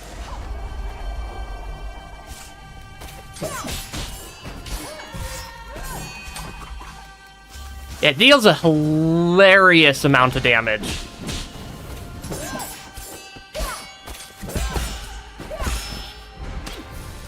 Yeah, because that attack just deals a... That attack just deals a lot of damage, is the main thing. Ah, shoot, yep. Yeah, that attack deals a lot of damage, and if I get caught by the talisman, I don't have a great counter for it. For getting caught by the talisman. I'm starting to be able to read phase 3 a little bit.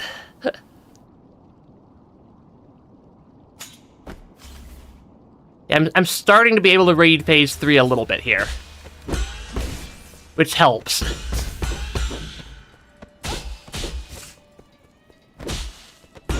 But also phase 3 is brutal. As I am apparently very apt to saying in this fight.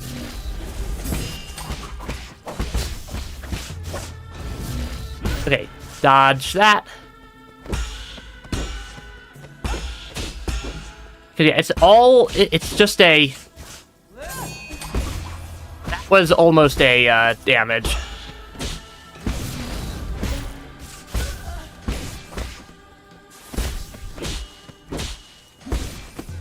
Come on. Yeah, Eigong has a... Yeah, each phase seems to build on the previous phases a actually fairly reasonable amount. Yeah, that's the longest I've survived in phase 3 by far. Okay, talisman, dodge that one. Yeah, it really is just a, numbers game. I misread that attack.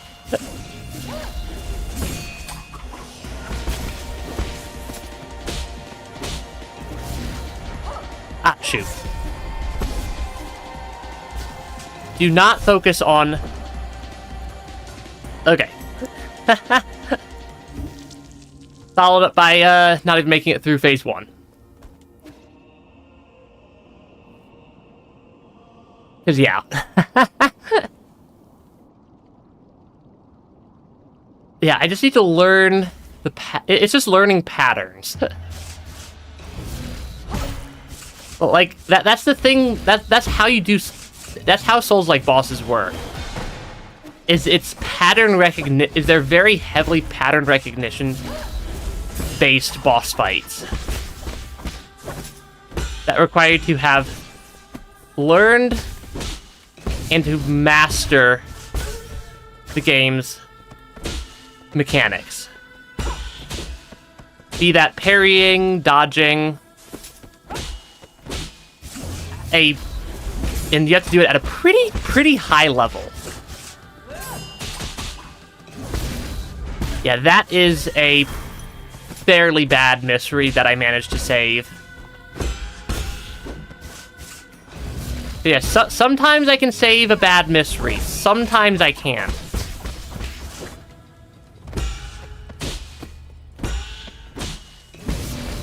Okay. That...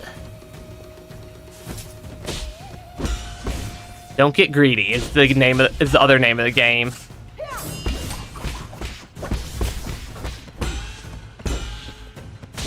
1, 2, 3. 1, 2, 3. Come on.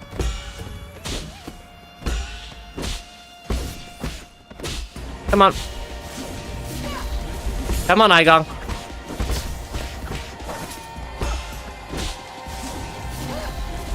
Okay, that should be a phase 2. Okay. I've got it. It's just a question of how long it'll take. Because Souls-like game.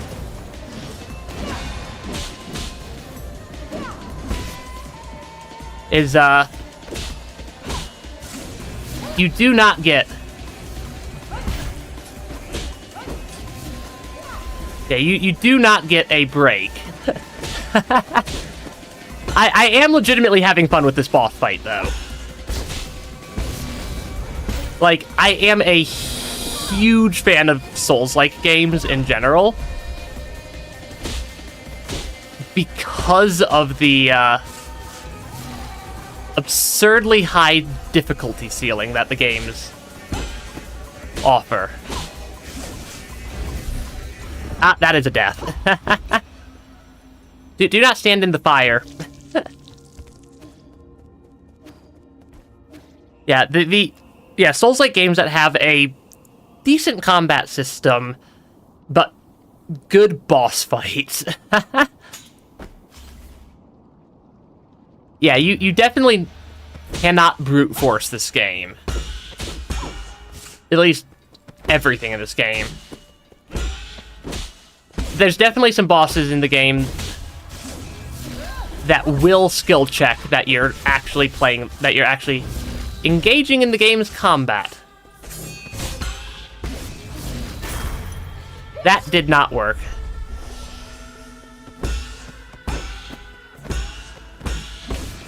Yeah, I can read phase 1 fairly consistently.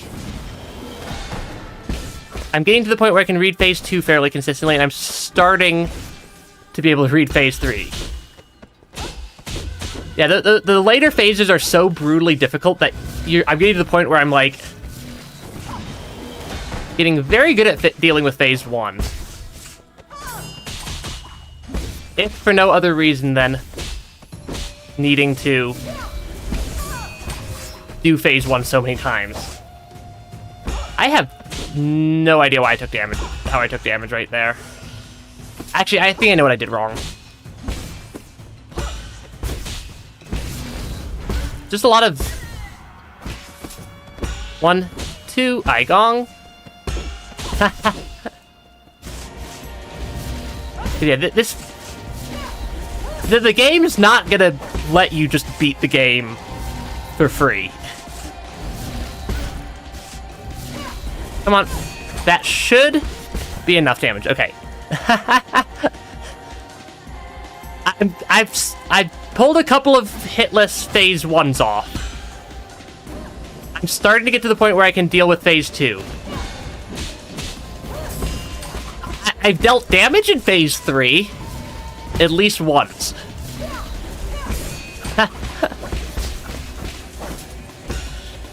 Yeah, the full screen flash attack in phase 3 is brutal. And apparently we have a counter going for how many times I've described this fight as brutal, because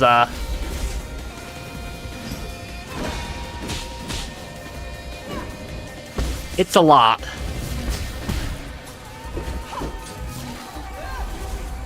Yeah, I've called this fight brutal probably over 100 times on stream so far.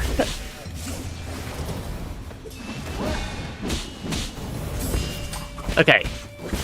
But, like, we're learning. like, we're definitely learning. But also... my gosh. They did not pull their punches on this fight.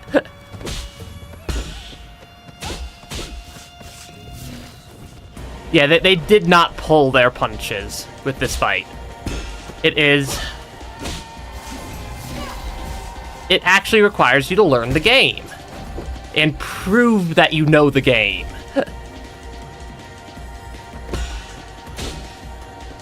Come on. It has been a while since I've dealt damage to Eigong, which is not great.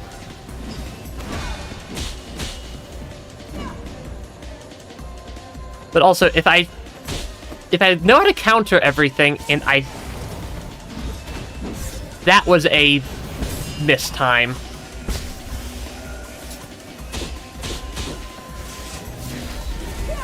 Okay. Because, like, we are getting there. I know I can do the fight.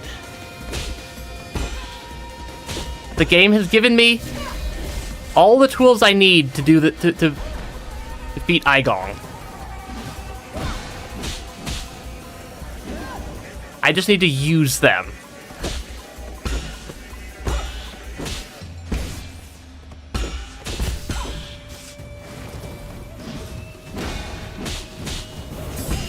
Yeah, I just need to get to the point where I can use the skills that the game has given me.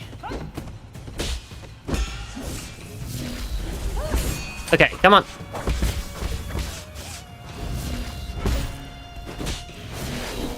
Okay. Come on. 1, 2. Like, I've started to be able to tell what Eigong's gonna do. Based off of their wind-ups for the attacks. Okay. But also, like, yeah, this fight is still...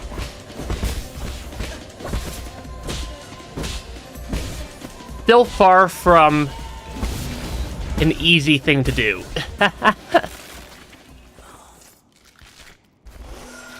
I do not know why I healed right there.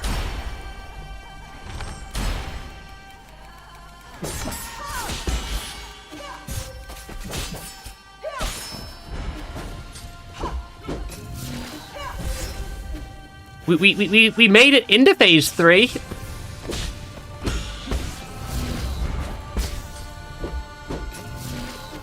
I like the phase 3 music.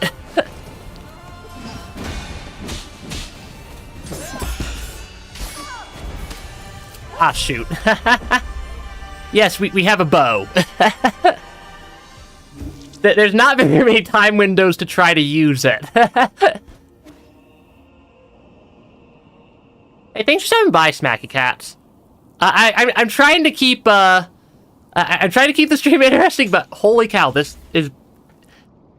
we're at, like, hours of the same boss fight. And there is not really anything else to do in the game at this point, other than bash our head into the Eigong fight until we pull it off.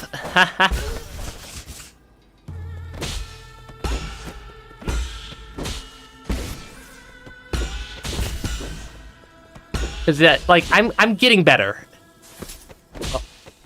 This fight's a good fight.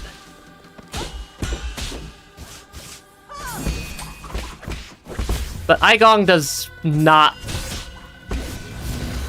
I need to get better at not misreading that attack.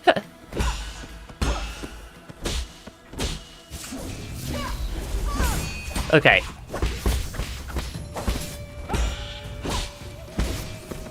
Come on. Yeah, because key charges are basically free. As is... yeah, key charges are basically free throughout the fight.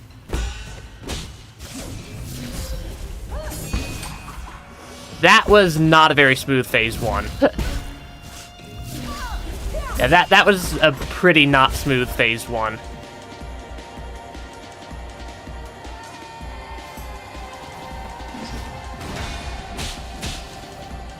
Okay.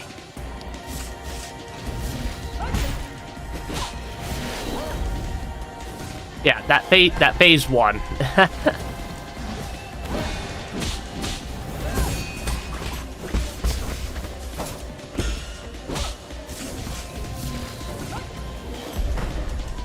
Yeah, I should really just stop trying to punish that attack in phase 2. Because sometimes Eigong does a follow-up with something that puts a bunch of flames all over the ground.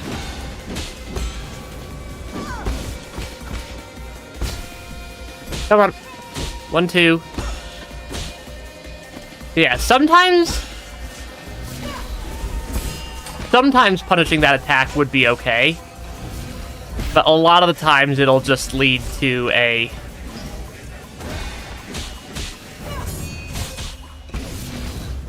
rather large quantity of damage being dealt very quickly. Literally the definition of insanity. I'm making very subtle adjustments to my way I'm dealing with the fight each time. As I learn and get better at reading the attack patterns. Yeah, a lot of Souls-like bosses would meet the definition of insanity as you're facing them down. Yeah, just doing the same thing repeatedly, over and over and over again.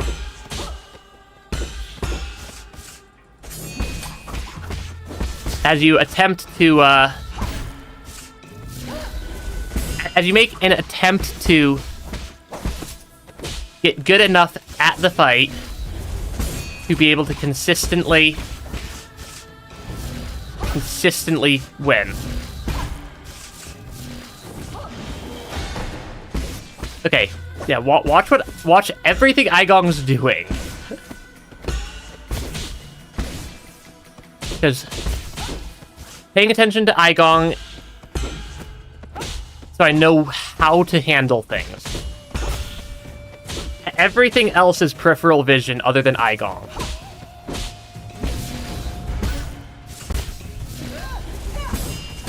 That was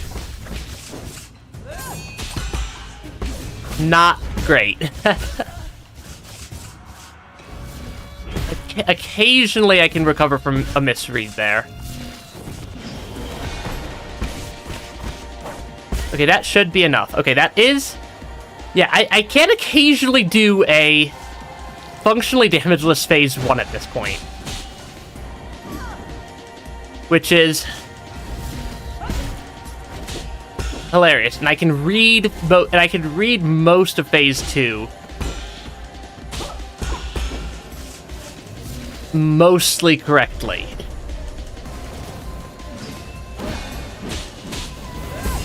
I can read most of phase 2 mostly correctly.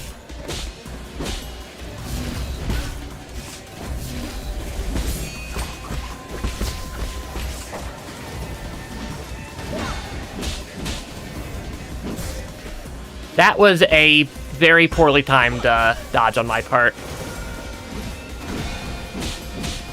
I can't blame the game for me taking damage right there.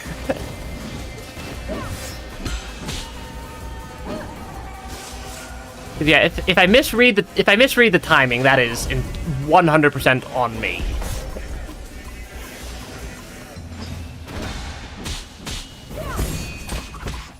It does help that Eigong does not actively deal damage during charging towards me. Okay, I am having a hard time with that timing right now.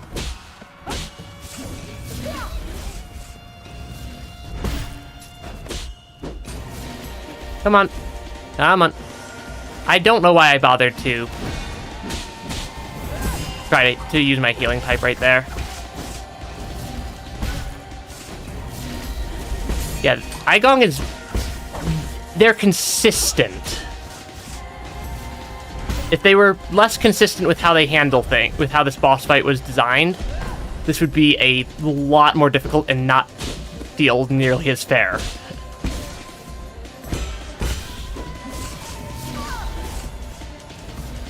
Okay. Ah, shoot. Do not try to punish that attack.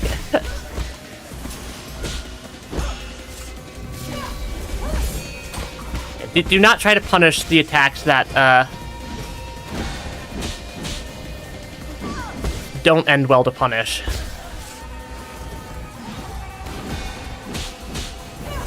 Yeah, staying alive beats dealing an extra tick of damage. Yeah, focus definitely should be on stay alive more so than ink out every tiny bit of damage from the Eigong fight on Eigong. Because I can dodge almost everything in phase. Yeah, if I read it correctly, I can dodge basically everything. Dodge or counter basically all of phase 2 as well at this point.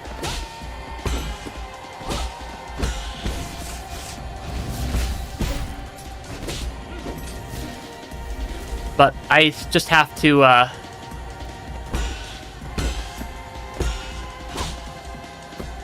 actually read things correctly. 'Cause yeah, it is a very well put together fight.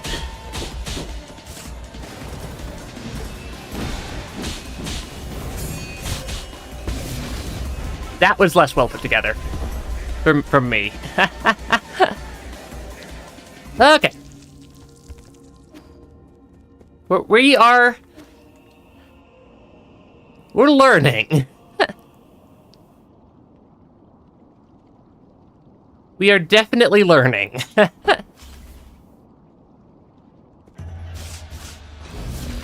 Okay, 1, 2.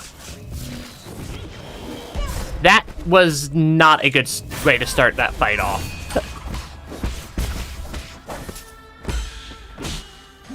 Because I can punish that attack in phase 1 safely. But one of the follow-ups that Eigong does in phase 2 means that is no longer a consistently safe time to deal damage.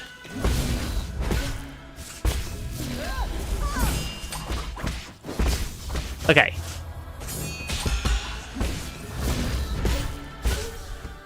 Come on. I should not have attempted to do a talisman there.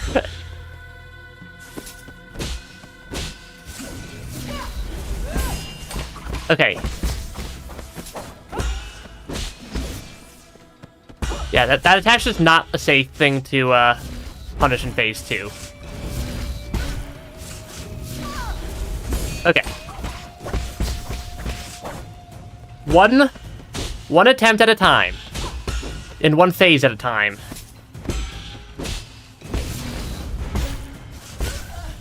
Yeah, this is...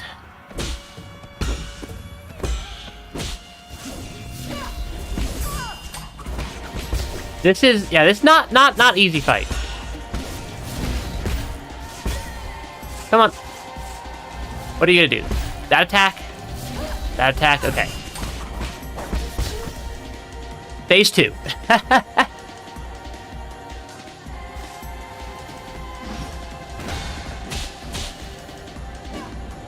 Yeah, I've learned...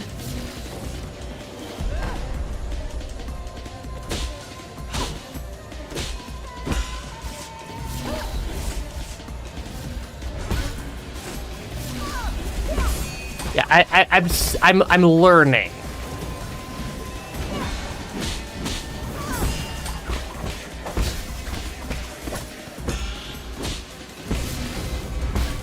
That's not a safe attack to attempt to punish. Okay, I'm not close enough to get a talisman off on that one. Okay. One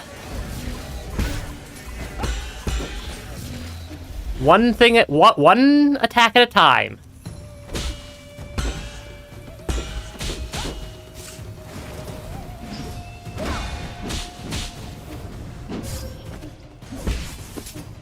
That did not go according to plan. None of that went according to plan.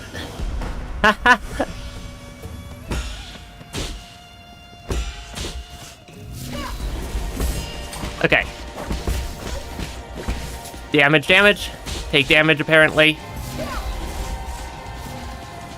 No, do not get hit by the death sphere. That's the attack I really need to stop attempting to punish. So yeah, exactly how Eigong responds to each attack, or how, yeah. 1, 2.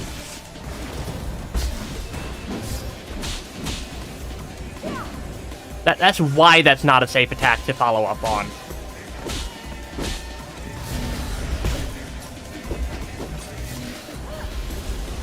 Okay.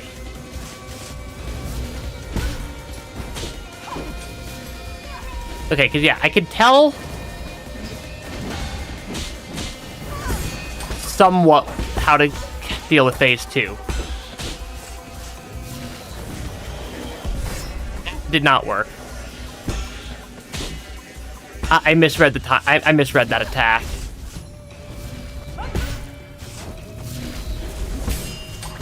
Okay. Yeah, first time doing the Eigong fight, or this is my first time I'm.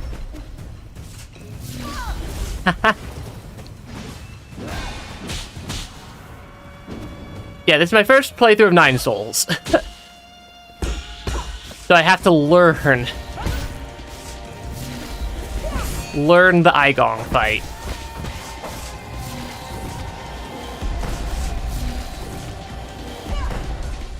That is a rough combo from Eigong when she does that. Okay, phase 3 again.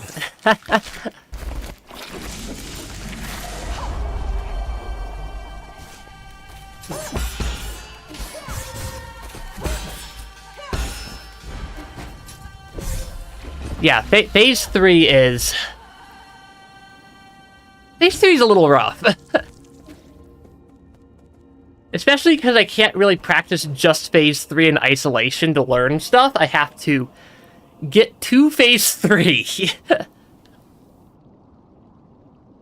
before I can start... Before I have a chance to attempt phase 3. Which is... rough. Okay, come on. Come on, Eigong.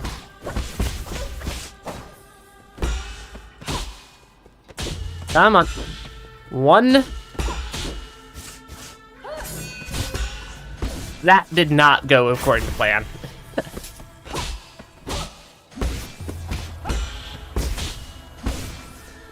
Come on.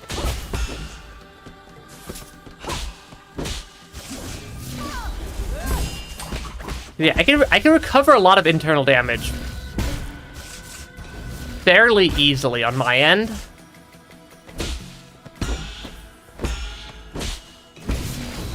But because we are taking a decent amount of internal damage from parries,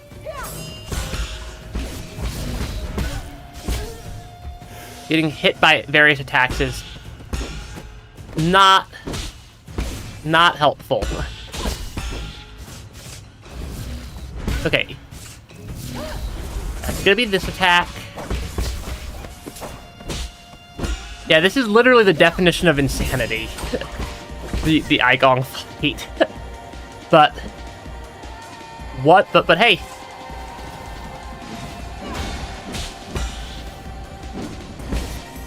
If you spend enough time, you will eventually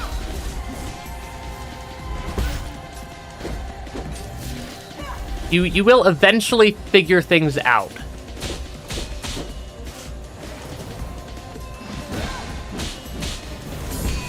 Yeah, you do eventually figure stuff out.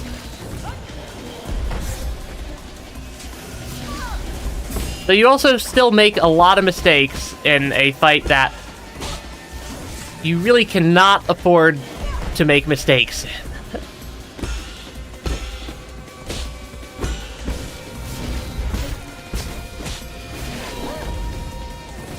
Okay, come on. That one's consistently followed up by a... That one's consistently followed up by a Death Sphere. I think I figured out another attack window for phase 2. Yeah, I think I figured out another attack window I can start incorporating into my phase 2 strategy.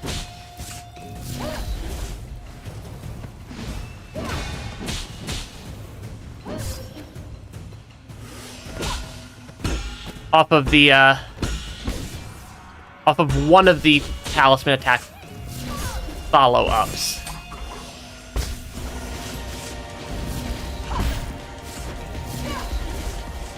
Yeah, I'm not sure I want to ever try to counter that one versus just getting the heck out of the way.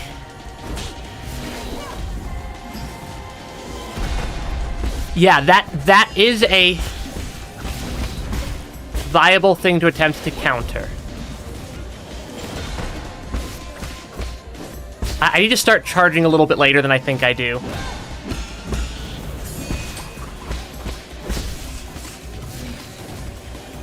Okay, yeah, learning attack patterns.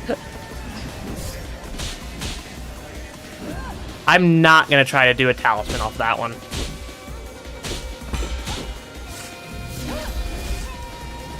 Come on. Yeah, there's just so many little things.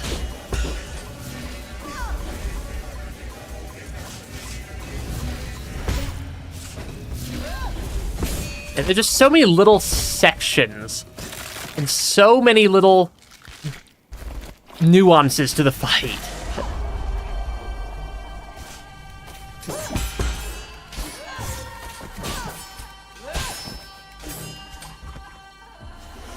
Okay, we've made it.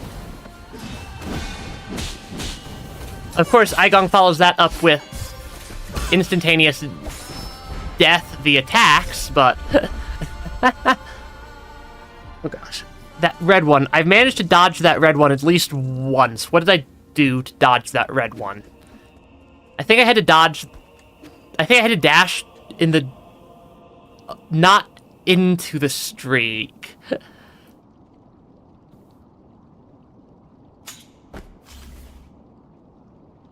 Yeah, I think I had to dodge the other way around. Like, I think I'm dodging the wrong direction for that one.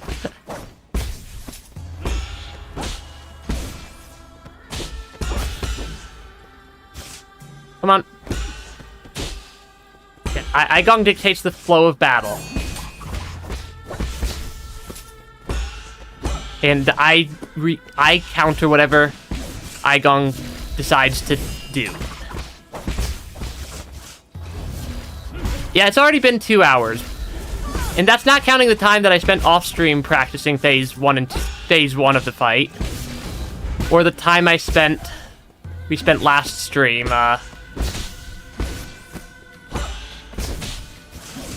getting absolutely eviscerated by phase 1 of the fight. Because, yeah, this fight is...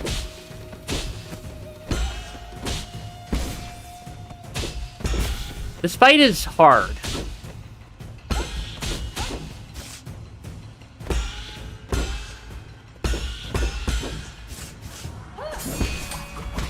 You don't get breathing room.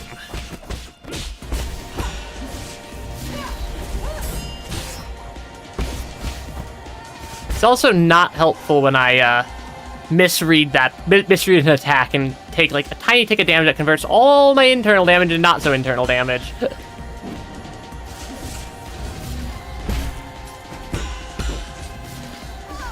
That one is not great for countering.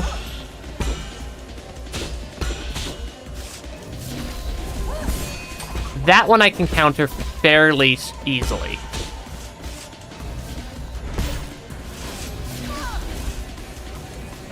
Come on. You gonna charge? You're gonna charge, okay. Come on. Yeah, this is...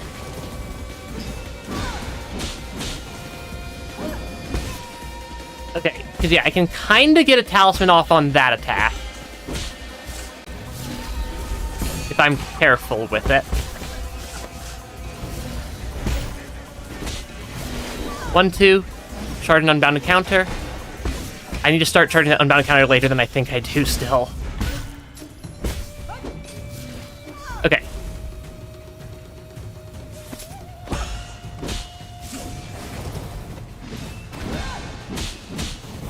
Okay. We're learning.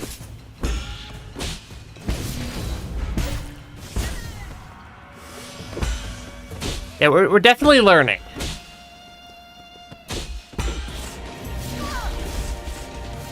What one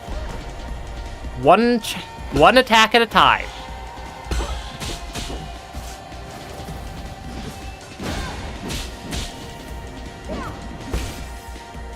Yeah, that one is entirely counterable. That, yeah, I've figured out.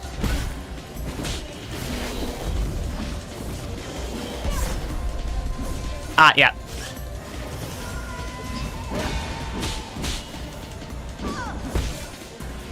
Yeah, I need to do I definitely need to charge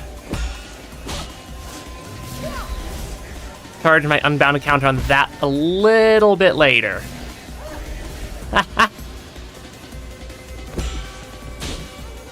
Because that time window between landing and... between when I land and when the unbounded counter needs to get released is a little bit awkward.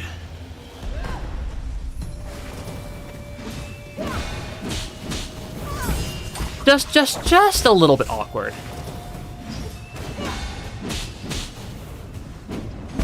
Okay.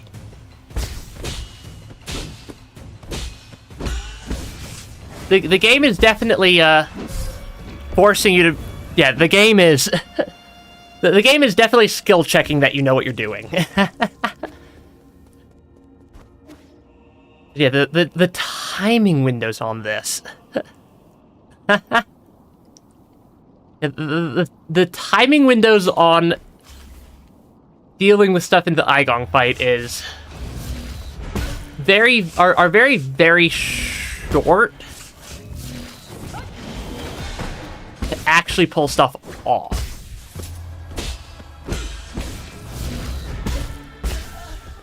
Okay. Come on.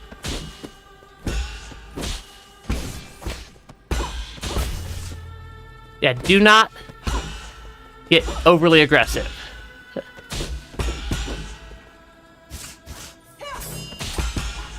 I misread that attack. I can sometimes save misreading that attack at this point, though. Okay.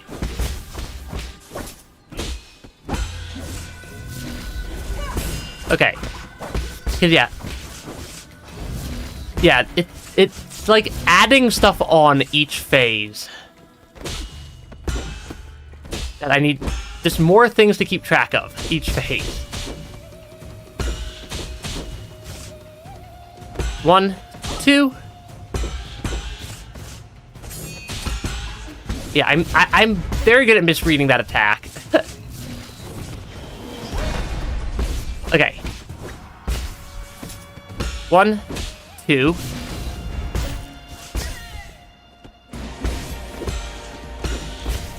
Yeah, 1, 2. Punish, punish. That should be a phase 2 entrance. Okay. That'll get me into phase 2.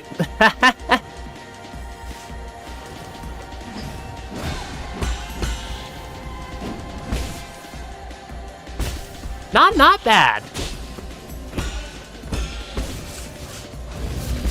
Yeah, I really need to stop trying to punish that attack in phase 2. Where Eigong will do the 2 sword strike parry through me. I really need to stop trying to punish that one in this phase.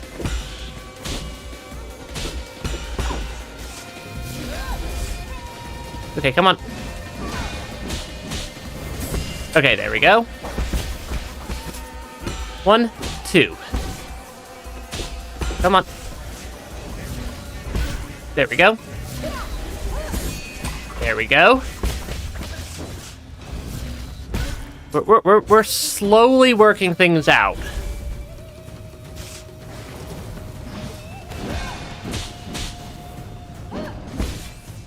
Yeah, I can punish both forms of that attack.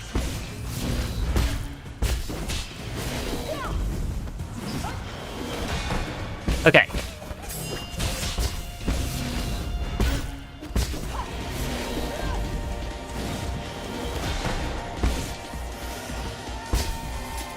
Come on. Haha.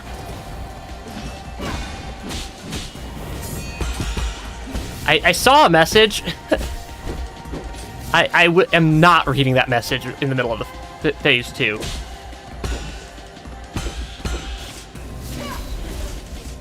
Okay. Eigong sometimes follows that up like that.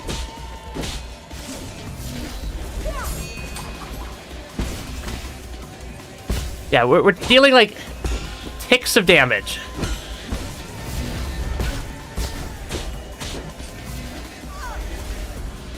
Come on. 1, 2. Yeah, I'm not gonna try to dodge that. Okay. Dealing little bits and bobs of damage as we go. I messed up. I horribly messed up my timing there.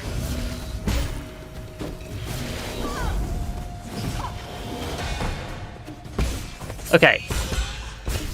That is a phase 3 entrance. Hey, thanks for my stream, Zenith.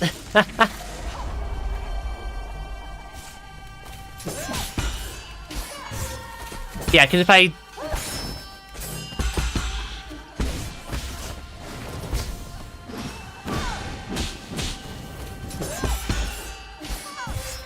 Yeah, I need to just get better at reading that attack.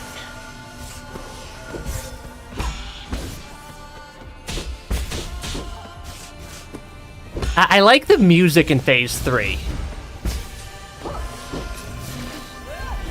Yeah, phase 3 has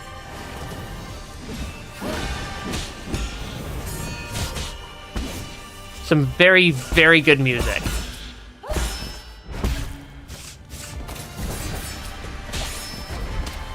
Ah, shoot.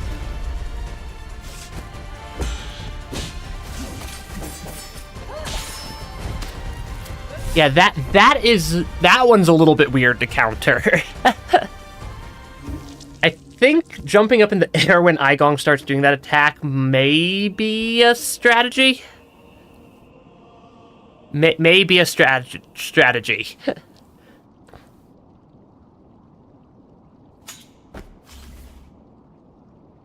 Possibly. Come on. Come on. 1, 2. Okay. One bit at a time. Counter. There's gonna be a counter there.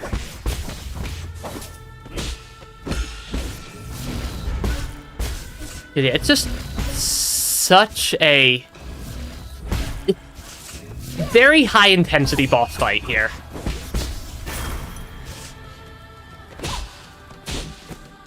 One, 2. Yeah, this is such a high intensity fight. 1, 2. 1, 2. Stab, stab, stab. Stab, stab, stab. Okay. Tai Chi kick deals some internal damage. Okay.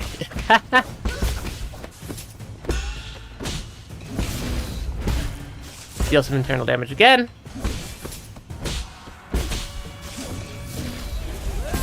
Okay, this should be enough to get me to phase 2 again. There we go.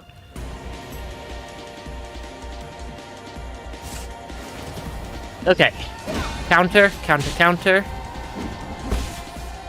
Yeah, I can deal damage off of that attack. And learning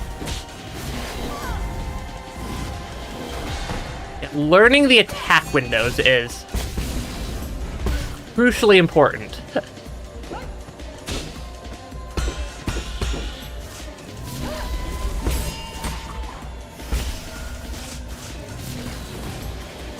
Yeah, learning attack windows is critical.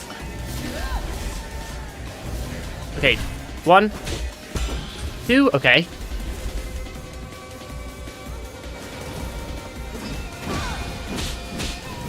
Okay. I figured out that attack, at least.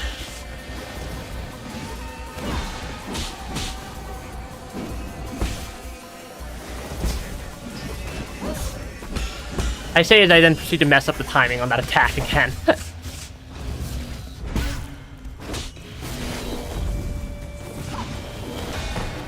Yeah, having figured out the timing and being able to execute the timing consistently are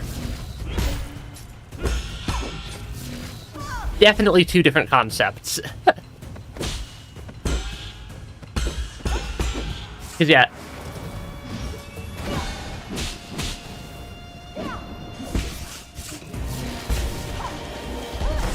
Yeah, there is a very distinct tell that Eigong does.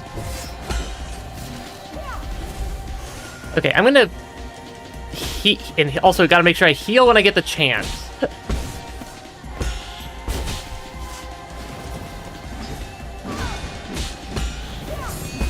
Okay. Haha. Yeah, we're still on the same fight here. Because this fight is... as I've apparently apt to describe this fight as brutal.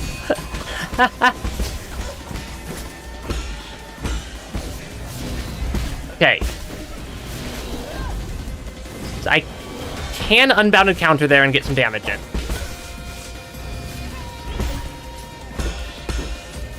That one I don't have a good way to counter.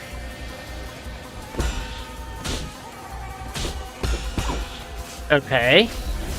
Not gonna do a charge attack at me there, Eigong.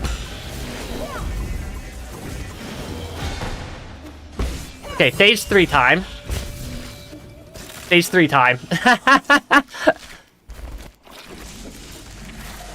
This is why this fight is...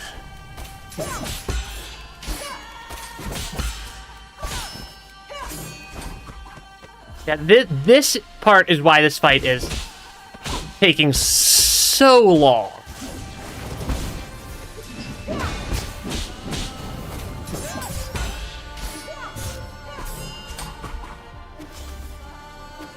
Because, yeah, there is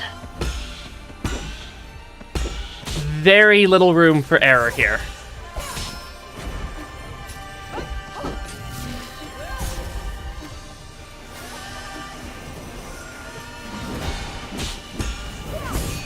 Yeah, there's so little room for error with this fight.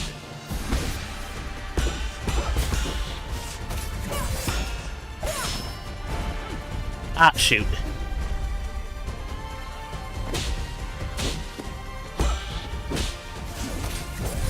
Ah, okay. Yeah, this is a phase 3.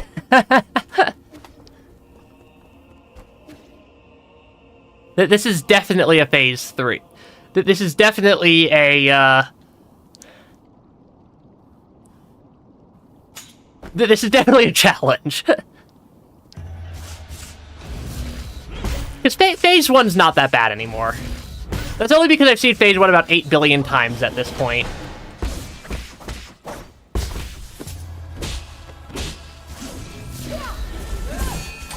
But yeah, each attack... one at a time. One at a time. Yeah, just one attack at a time.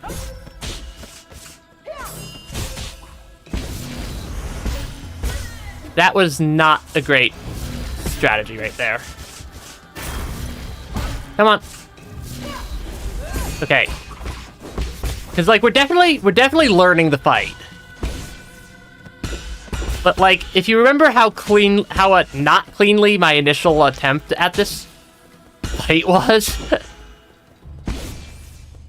you'll definitely be able to tell that progress is being made. Just slowly. Because we're getting there.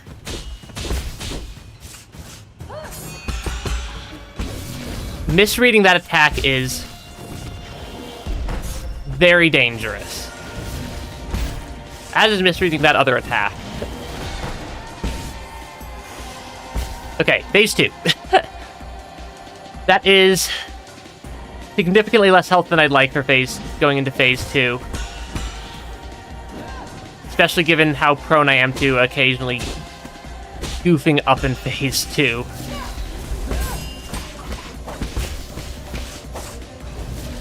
Okay. 1, 2. Not one I can counter. 1, 2. Okay. That did not... That was a misread.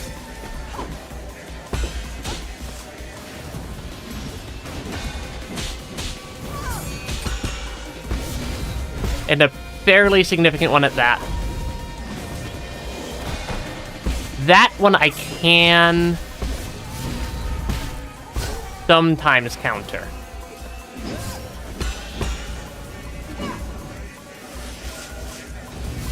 Okay. Yeah, not pictured. How? Yeah, this fight. Okay.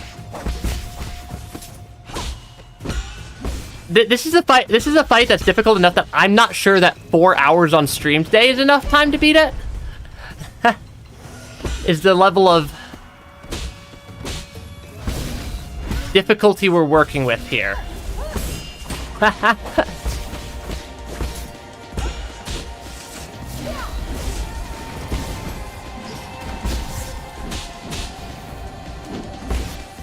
Yeah, because, like, one thing to say I've got this, and it's another thing to say that this is so many difficulty steps above anything else in this game in difficulty.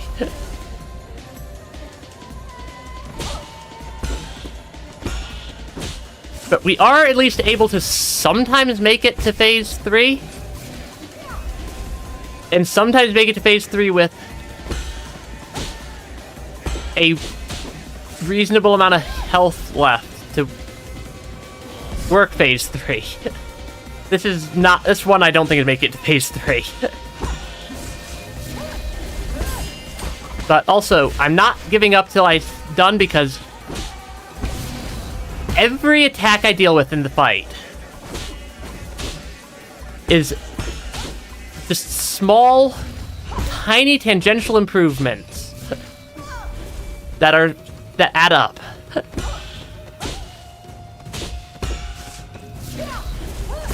Yeah, every attack I survive gives me just a little bit more to work with for the next attack. Okay, this one did make it to Phase 3.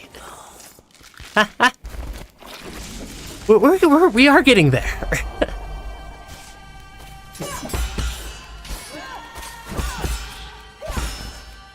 Thank you, Eigong, for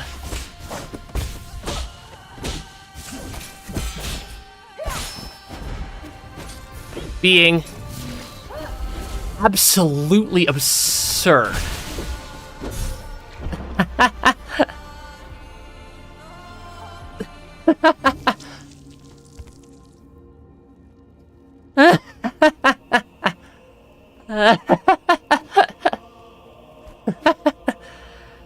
I've started to lose it.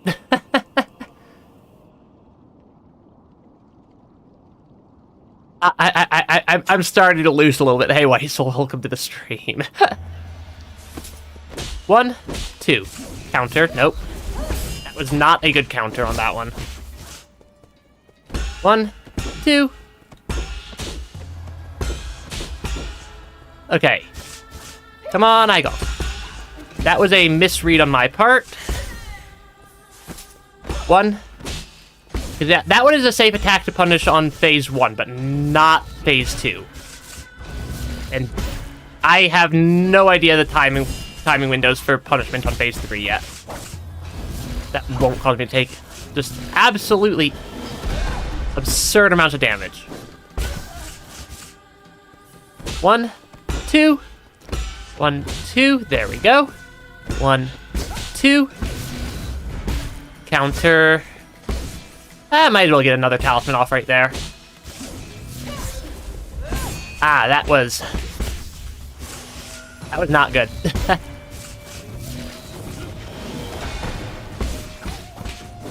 Come on. Come on, Eigong. Because, yeah, this is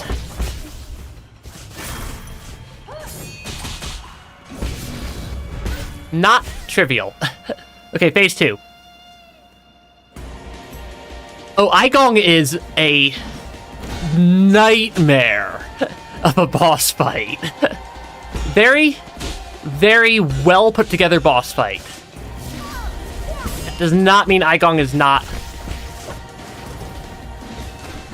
easily the most difficult boss fight in this game. Okay, by a pretty large factor.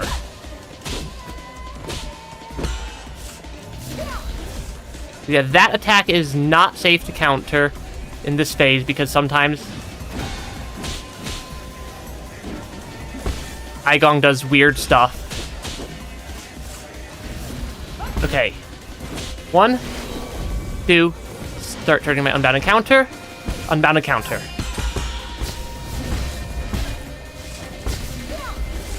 Okay, come on.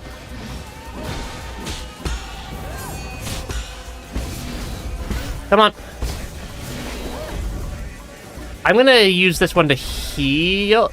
Keep my health at a reasonable amount. Okay, counter. That one I can't counter very well.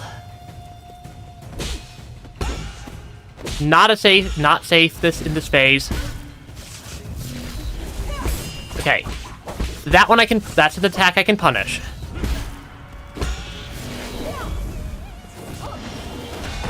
And the timing on that one's just a little bit awkward. Yeah, sometimes Eigong does something like that. Okay, come on. Are we doing flame? We're doing flame, okay. Which means that this one will be not flame. It seems to alternate between those two in this phase for the most part. That was not a safe counter.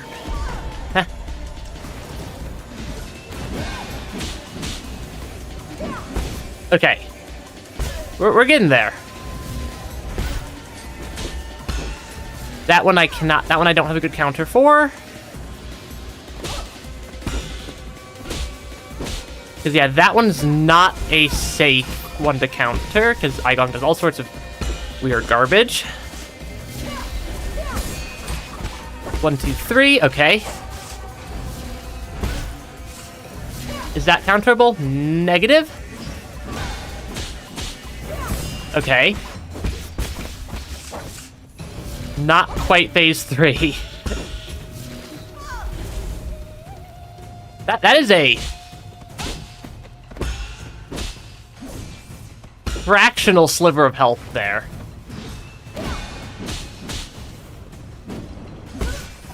Okay, that'll get us to phase 3. Okay, phase 3.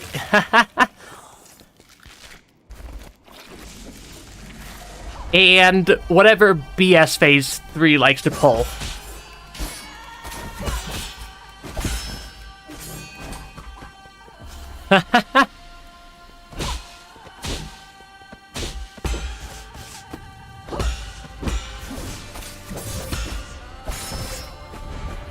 Yeah, I'm having a very hard time reading phase 3 still.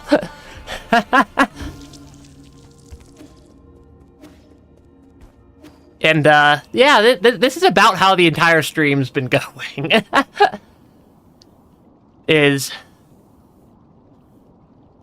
I'm getting very, very good at phase 1.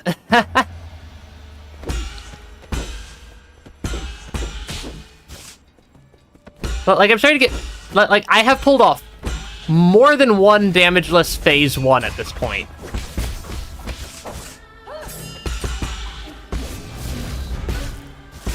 Just from the sheer absurdity that is phase 1 of... Or phase 2 and 3 of Eigong.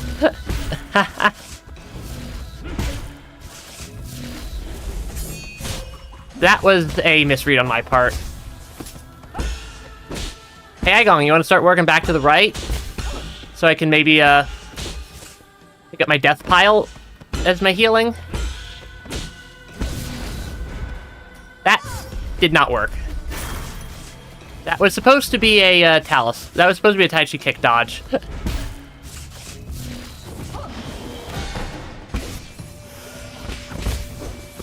Okay. 'Cause I can usually make it through phase 1. Unless I just get a bunch of horrible misreads in a row. And I'm getting more consistent at making it through phase 2.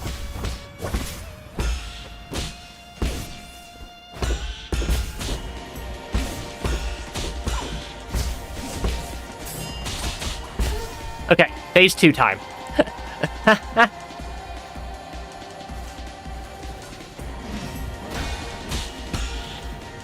Dodge that. Okay. 'Cause yeah, everything is counterable. To some degree. It's just the question of which ones am I confident in my ability to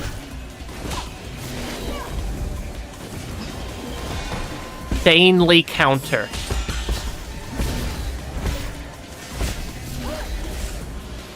Okay, Eigong. You gonna charge at me that time? Yep.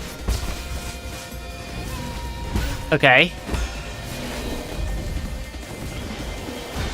Yeah, I need to wait like a split second on that one. Ah, shoot.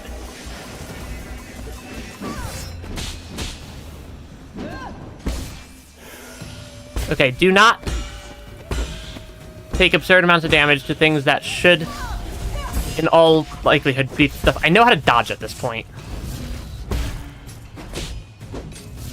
Okay, that one is much more difficult. That one I don't have a safe way to counter.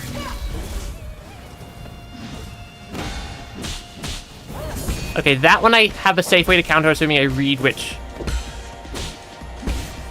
That was not. That was a danger. Okay.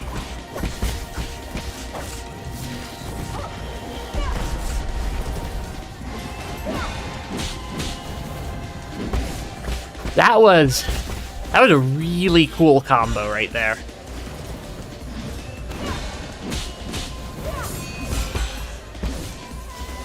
Okay, manage my health.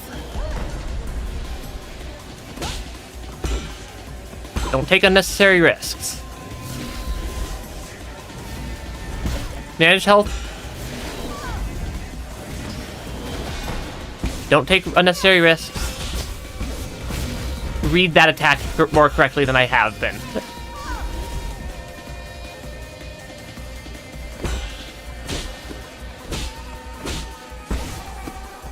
Come on.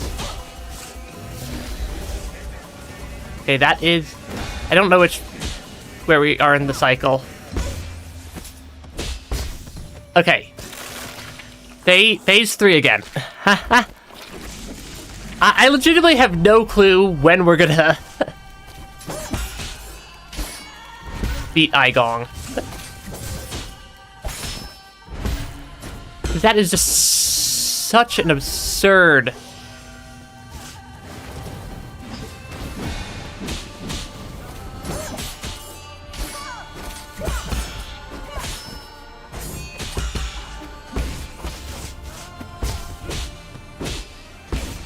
It's just such an absurd,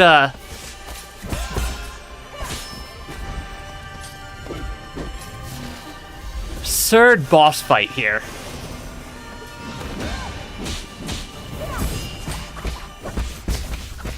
We're starting...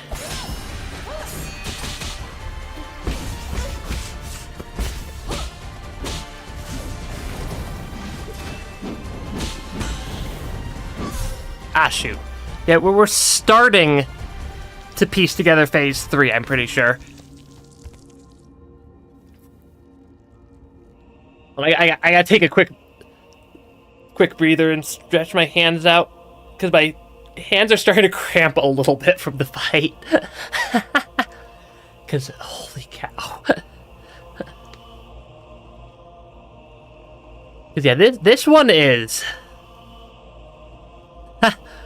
Yeah, water break, and more importantly, stretch out my hands a little bit, because I can feel it. Like, I'm not even death gripping my controller or anything. But just from the amount of controller I have to use, like, amount of times I have to use my controller here. It is...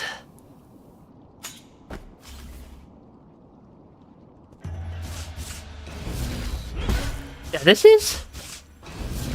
This is a very, very, fitting boss fight, though. And I'm pretty sure Eigong was the one who we, saw in, like, the opening cinematic of the game. Like, spearing us halfway to death, and dropping us off a cliff. That was a misread.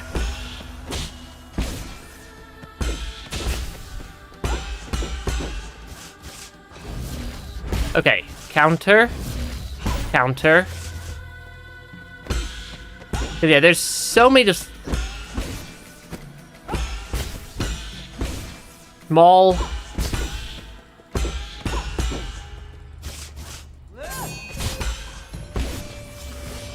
so many small little things. I really need to stop taking damage to that attack. 1, 2. 1, 2, 3. 1, 2, 3. Could you please do a different attack? That one. I like that attack. 1, 2.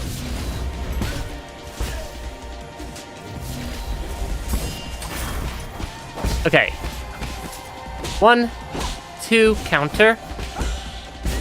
Okay, phase 2. With less health than I'd like going into phase 2. And a mistake on the first one.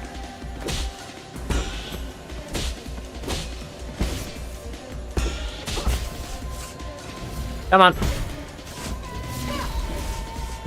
Not the attack I wanted you to do.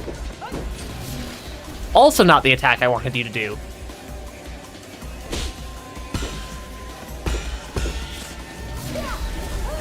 Okay.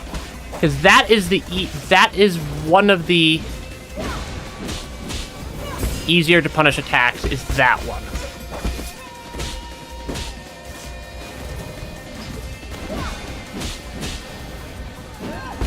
Okay. Yeah, those two attacks are the best ones for dealing damage on. So there are a couple of others that I can work with. You're just here to watch me repeatedly fail to Eigong, I'm pretty sure. And see that, yes, everybody struggles with Eigong. At least at first.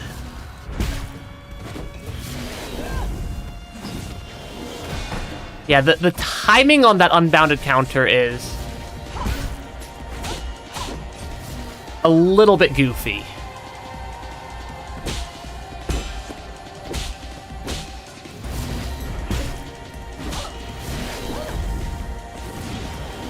Because yeah, Eigong's charge up time for that one is longer than the charge up time, or is longer than you could keep yours active. Okay. we are trying. Because yeah, I could usually get... Yeah, I do not trust that attack. That was a misread.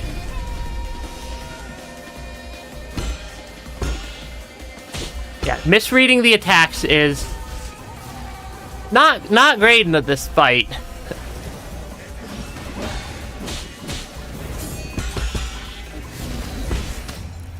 Yeah.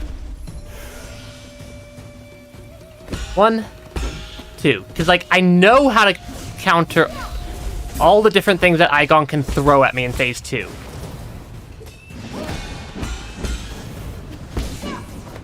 It's just tricky to actually then pull off that many counters. Especially as quickly as the Eigong fight requires you to pull off counters. Okay, phase 3 again. We're getting better.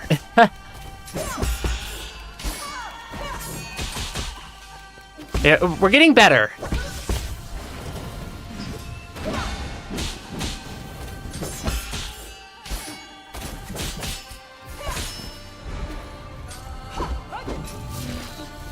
Yeah, we're definitely learning bit by bit. Ah, shoot, that's a death. Phase 3. Phase 3.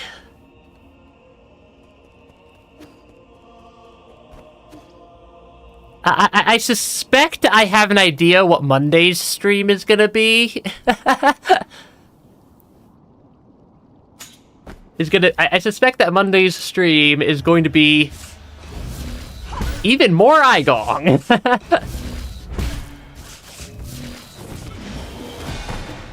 we are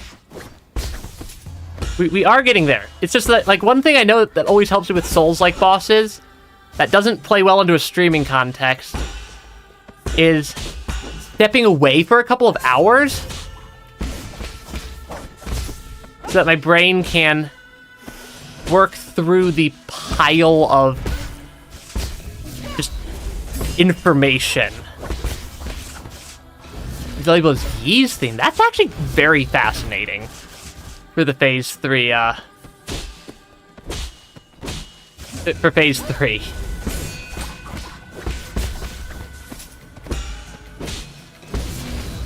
It also is very fitting because of where we would be in the fight at that point, assuming we win. Because yeah, this is. I mean, by the time you're in phase 3, you have become a pretty dang strong force of nature in this game, for this game.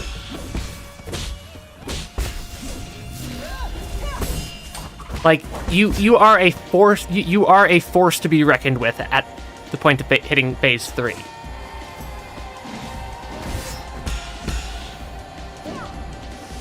Okay, that was a slightly timed initial dodge. I mean, heck, even getting to phase 2 of Eigong, you've already become like, you already have some idea what you're doing in this game. But even more so for phase 3. Okay.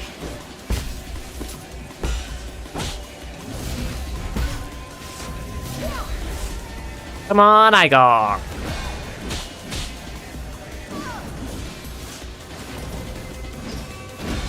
I was a little bit too far away on that one.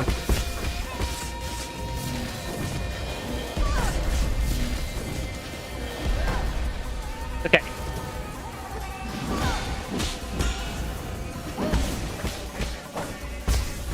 Yeah, one attack at a time. Yeah, one attack at a time. Eigong has very good telegraphing as to what they're doing.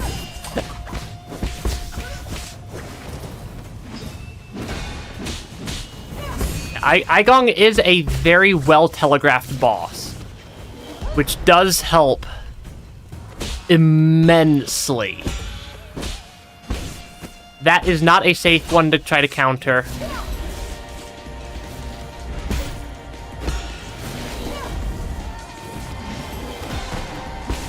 And not every attack is safe to try to counter.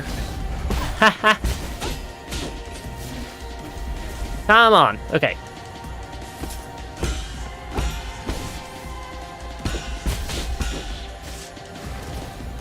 And 1, 2. There we go. Yeah, sometimes on the one where she dashes through me, the timing would not, where she then like slides backwards like that and leaves flames that if I tried to counter, That's what happens if I take my eyes off Eigong for like even like a split second in this fight.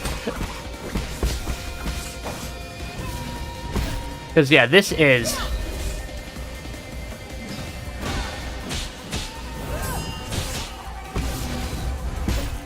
Okay, that is phase 3.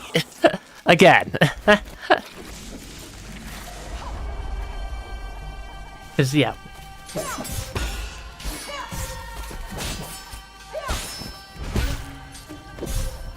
Yep. Yeah, getting from dodging the full screen attack to being able to handle whatever else Eigong is throwing at me, I think is the part I'm having the most difficulty with at the moment. Yeah, it's not even necessarily dodging that move. It's getting from that move into whatever the next thing that Eigong throws at me is. That gives me difficulty.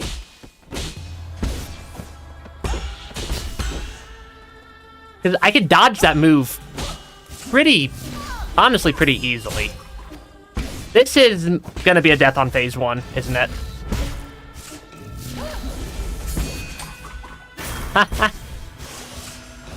Yeah, sometimes I don't do so hot at phase 1. Usually right after I get to phase 3 at least once, because I'm just like mentally frazzled by that one move.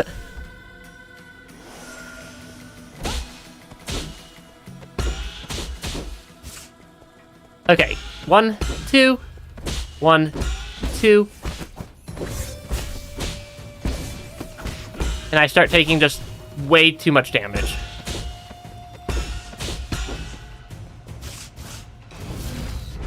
Okay, come on. Okay. Yeah, it's literally just a survival panic at that point. That all-screen flash move is absurd.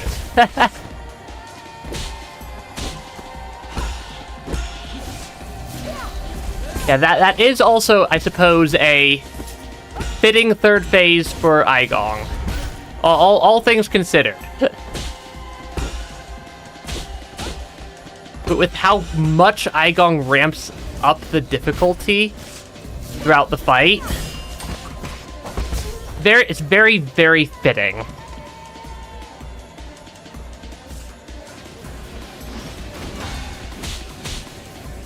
Because, yeah, that one is...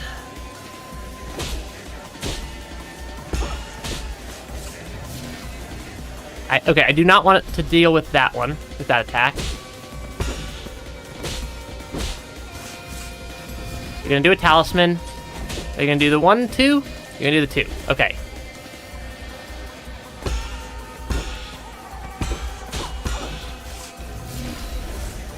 Come on.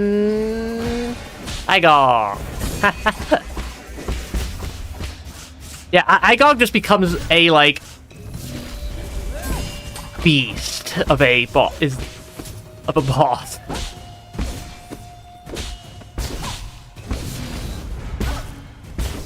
Is this attack? This is this attack.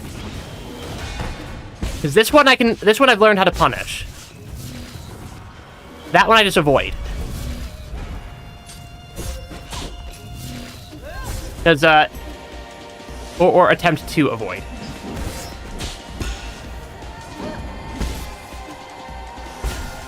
Okay. Yeah, you have such little room to make errors in this fight.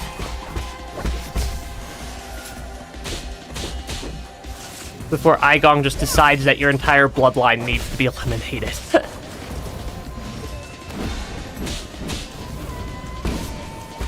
That should not have worked.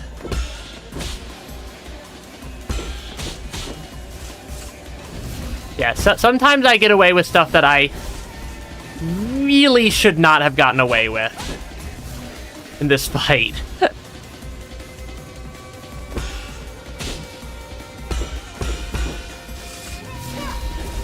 Okay. And I'm also getting a higher percentage of precise parries compared to imprecise parries as I do the fight more. That was almost a miss.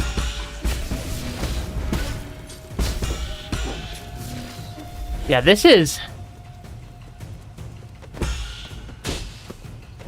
a very much a test of skill type boss at the like highest level. Okay. Cause yeah, this is such a tricky fight.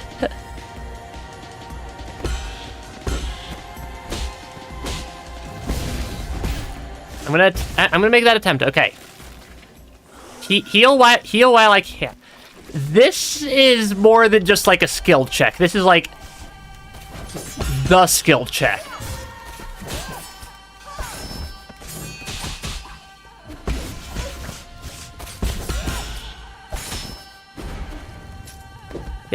Yeah.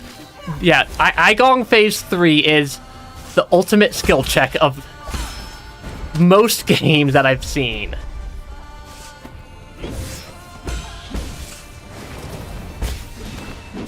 Ah, shoot. Yeah, she is Yi's mentor. Not a very good mentor, apparently. Actually, a really good mentor, but apparently didn't do good enough to keep them from becoming just like mortal enemies that fight at the end of everything. Cause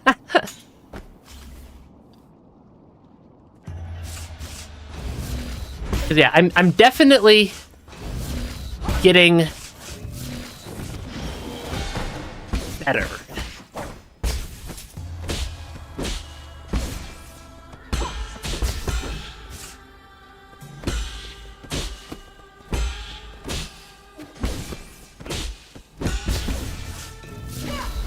Yeah, I'm definitely getting better at the fight. But this is still far from a trivial fight. You're gonna Death Sphere? You're gonna Death Sphere.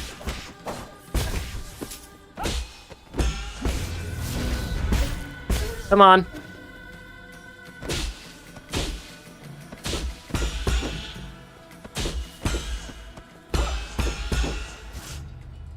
Because, yeah, it's also a game of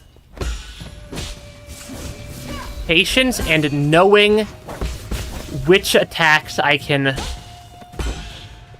reliably punish versus which ones I should just basically grin and try to not do that for.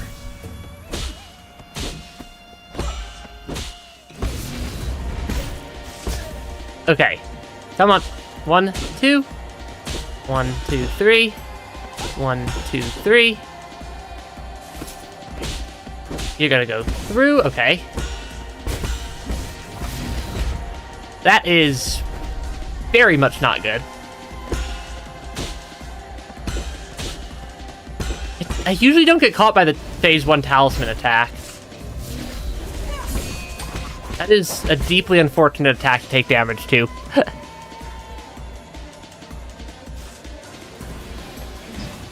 At least the music is very, very good for the fight.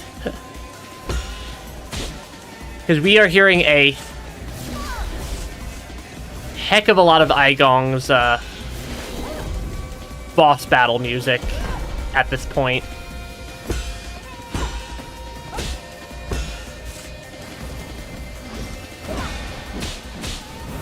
Okay, yeah, Eigong does toggle between attacks for that. For the follow-up there. Okay, come on.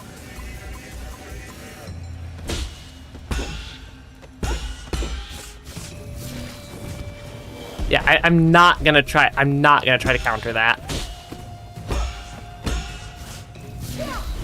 It is far too inconsistent to counter some of these attacks.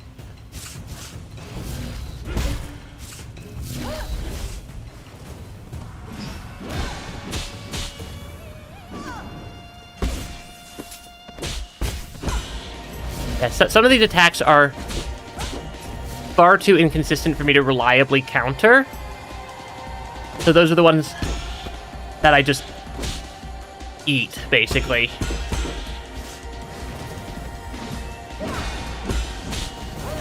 Okay. You can unbounded counter those Death Sphere or the Death Orb attacks. And I do unbounded counter them here in the fight. But I don't unbounded counter those ones because the wind-up time is in that range where I have a inability to react, where I have a hard time reacting fast enough.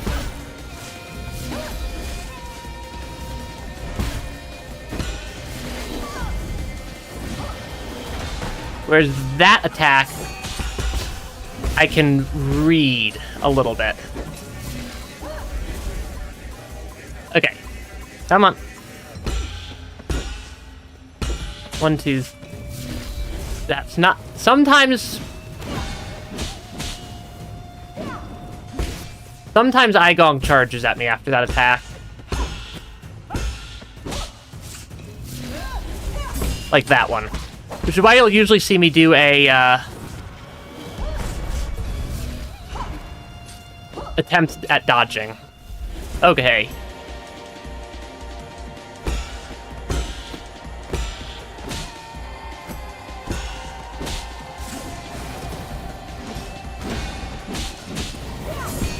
But yeah, this is a tricky fight. There is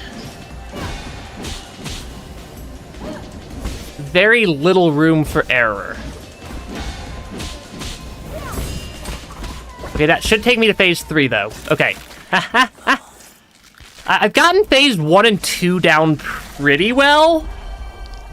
Phase 3 is,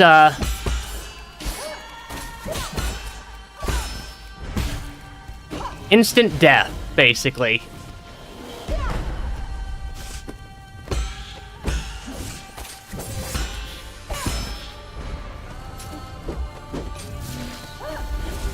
Yeah, phase 3 just destroys me, because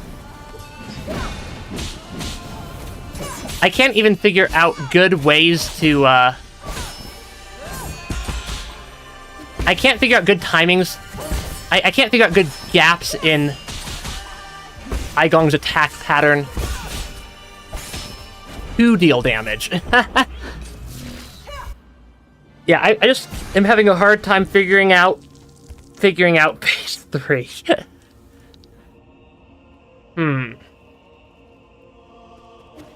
Yeah, phase 1 I've got down very solid most of the time. Phase 2 I've got mostly figured out as well. Phase 3 is rough. Arrow might be good for phase 3, actually, now that you mention it. If I can find a, like, time frame I could use the arrow in phase 3. If I could find a time frame I could use the arrow in phase 3, but, like, phase 3 currently has me very much on the defensive more than it should.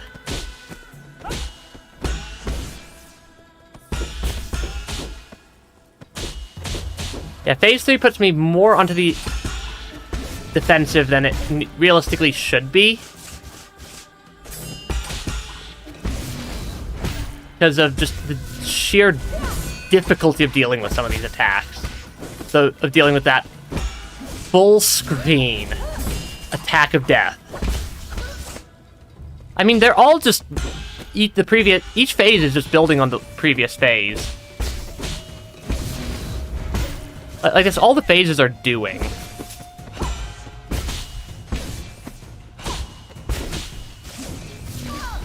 Because, like, I've done damage. I've done, some pretty clean phase 1s. Come on, Eigong.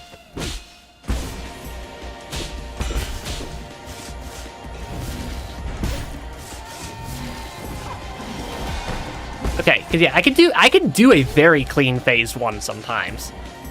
Yeah, phase 2 is just phase 1 with more chaos. Phase 3 is just phase 2 with more chaos. That was not the correct button on my controller.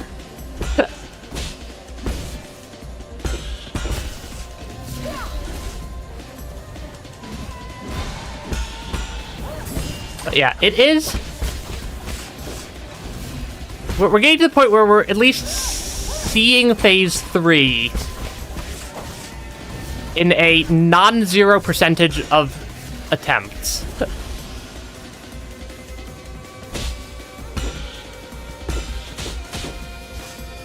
Which is huge to see more phase 3. Because that's what's going to let me get through phase 3, is just seeing it and solving and just working the problem.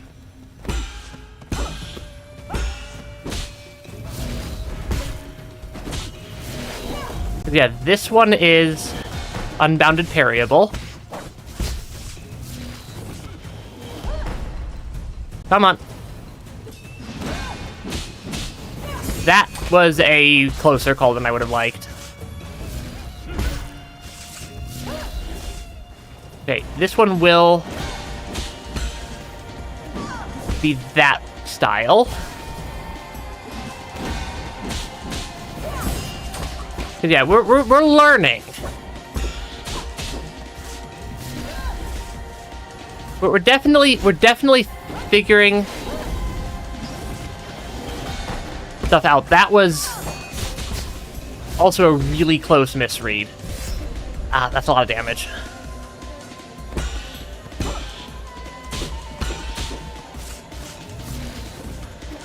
Yeah, okay.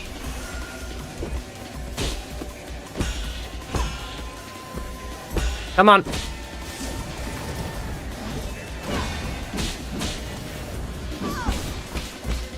Yeah, we're figuring stuff out. Every attack that I survive or don't survive gives me more to work with. The real trick with phase 3 is I need to figure out a good way. I need to figure out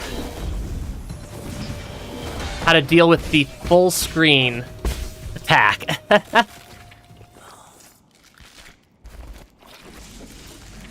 I just need to figure out how to deal with the full screen attack for phase 3. And I'm getting there. And not have that be my way of getting through it.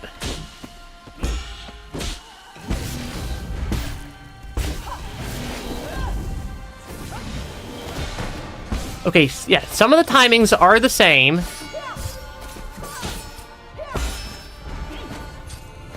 Eigong just then follows it up with, absolutely whooping you. Yeah, Eigong just follows up the full screen attack with unleashing a can of just pain.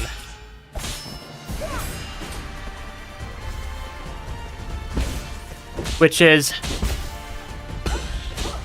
something we're figuring out slowly.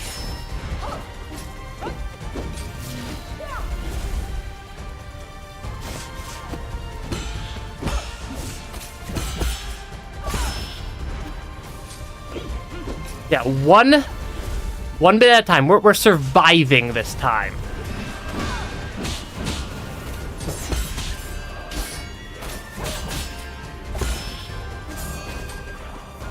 Yeah, we're starting.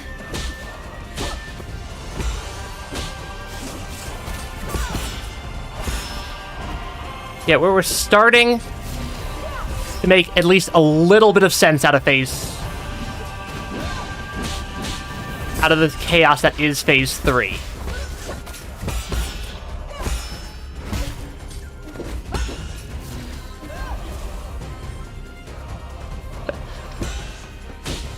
Well, like, stuff does start to stick for me a little bit. It does feel like it's going a little bit faster. Yeah, the timing is different than Lady Ethereal's full screen attack, because Lady Ethereal's full screen attack is actually pretty easy to dodge. Because it's really like 2-point attacks from her clones, and then one full screen attack that you just dash to the right and you've dealt with it. Eigong has a couple of varieties of Phase 3's full screen attack, all of which are at least a couple things long. Like, the boss is entirely in the realm of stuff I know I can do.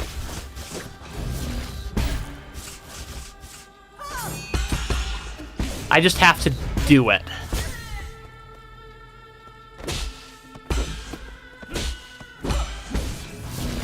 And every attempt is giving me... I'm improving every attempt.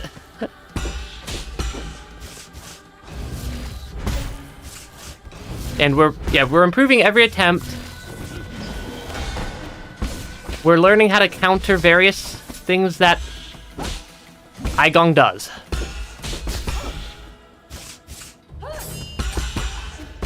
We're learning how to counter all of Eigong's various attacks. Our health is getting further. We're slowly getting there.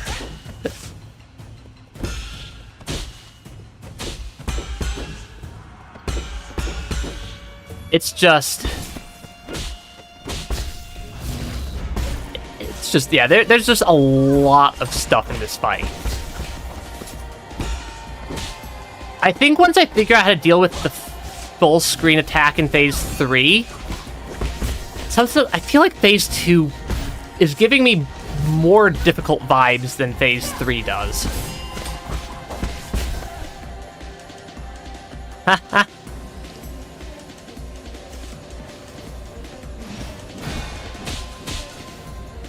Yeah, I feel like Phase 2's the main difficulty jump in the fight, if that makes sense. Phase 3 is just a...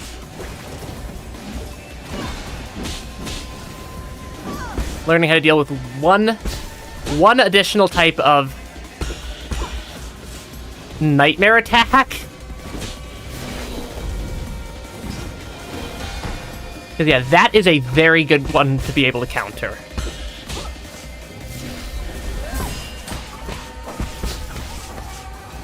Is just being able to read whatever chaos Eigong chooses to throw my way. Because there's a lot of it.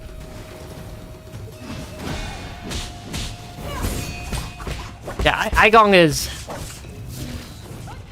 Eigong's quite good at throwing stuff in your face.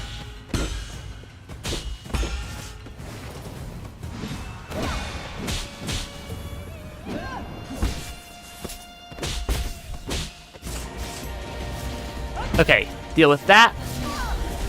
That is I like that attack. That attack is very easy for me to deal with. That attack I just can't really deal much damage during. Is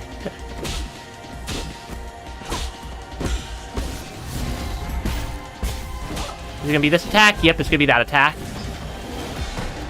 I've been doing the Eigong fight for so long that I've started to figure out how the random number generator is working for the fight.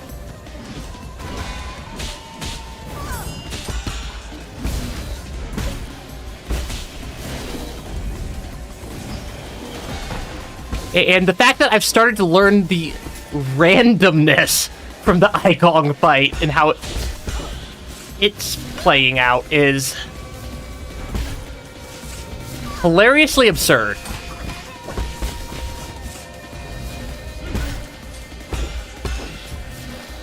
Because, like, I can kind of predict what attacks Eigong is going to do next, sort of, in some instances.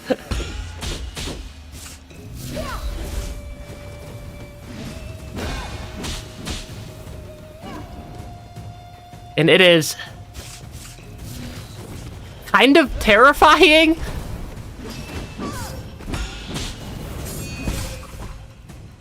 Okay, that was a almost that was a very clean phase 2, all things considered.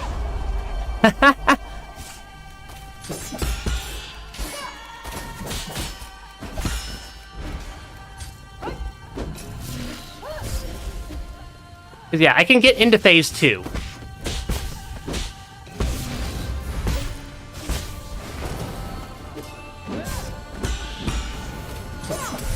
Ah, shoot.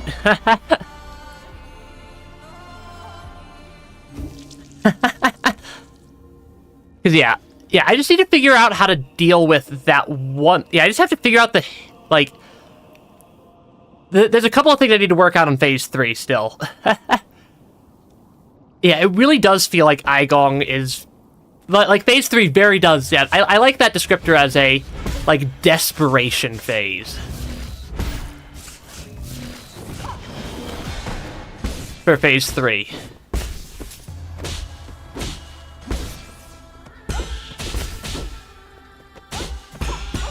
But, like, it really does feel like Eigong is just taking whatever last bit of hope they have and trying to throw every last bit of anything that they have at you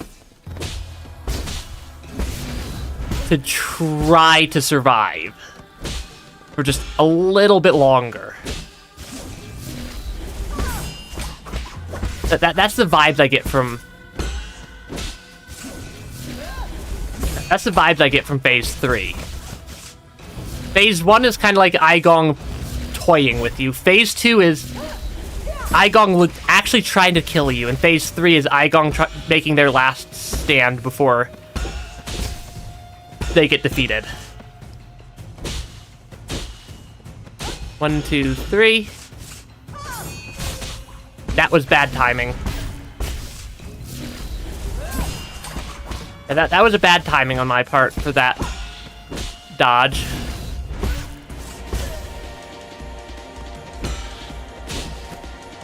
Come on. One bit at a time. Okay, that's about as long as I can hold off on that. Okay, there we go.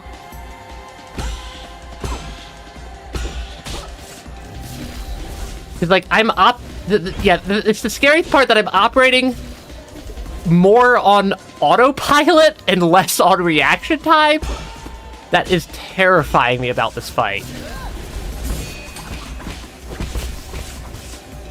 Like, that is a terrifying point to get to for a boss fight, even in a Souls game,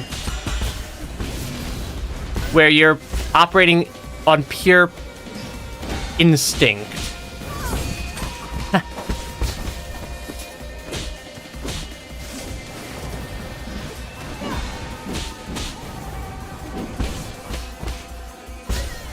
Okay, come on. One attack at a time.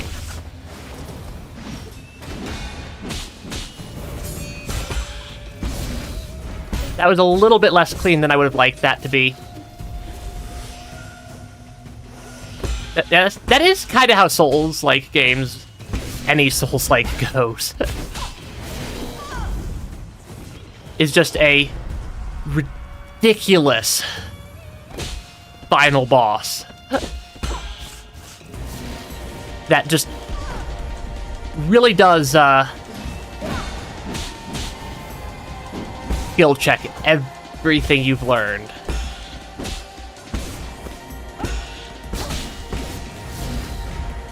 That was not great.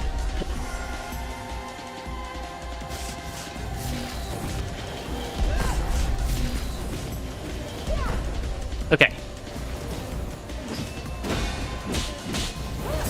Okay, we're getting there.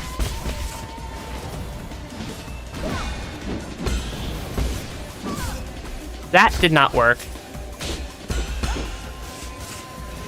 I messed up my dodge timing on that one.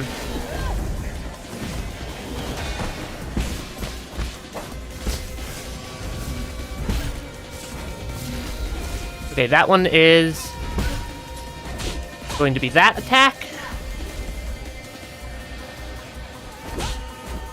This is... It is a very,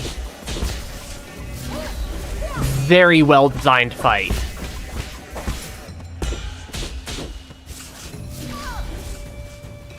But, like, I'm very happy with how this fight plays.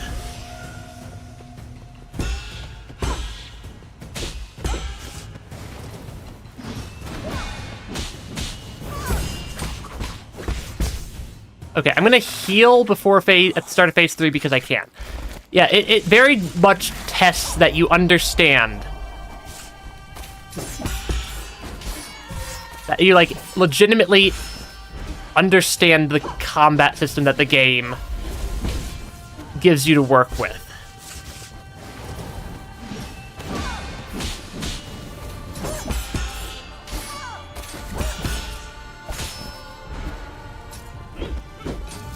Like, there is no shortcutting this fight.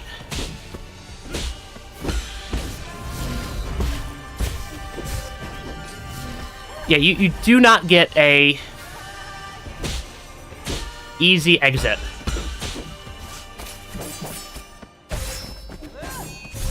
Ah, shoot.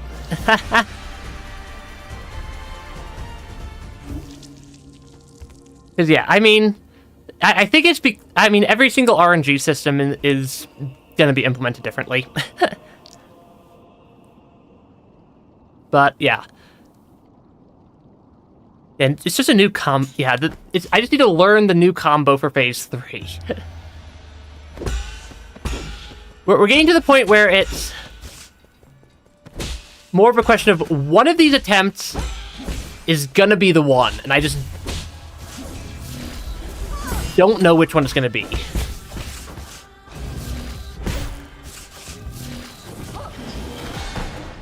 But yeah, we're starting to get to the point where things are coming together, at least a little bit.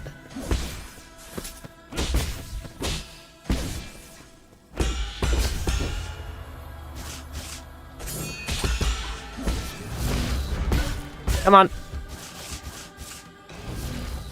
Okay, come on, Eigong. You're not...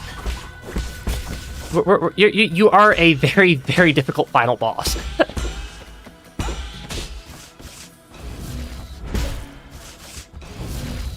But also, you are just a being in a video game.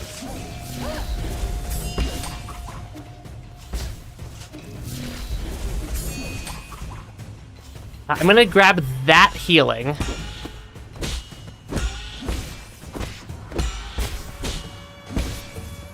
Come on.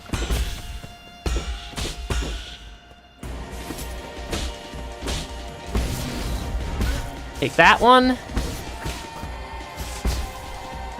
Eigong up, down, down, up. Dash, dash. Okay, phase 2. Yeah, there's definitely patterns to the order in which Eigong will do varying attacks.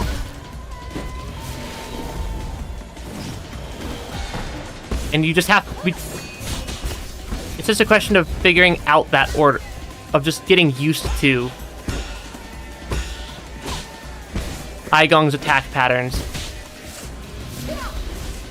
And getting to the point where I can reliably either counter or punish each pattern.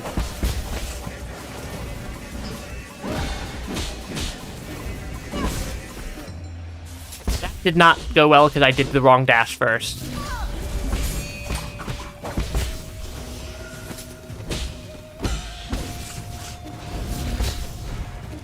Yeah, there is a particular order I need to do the dashes in to be able to punish the odd-numbered runs of that one particular screen slash attack.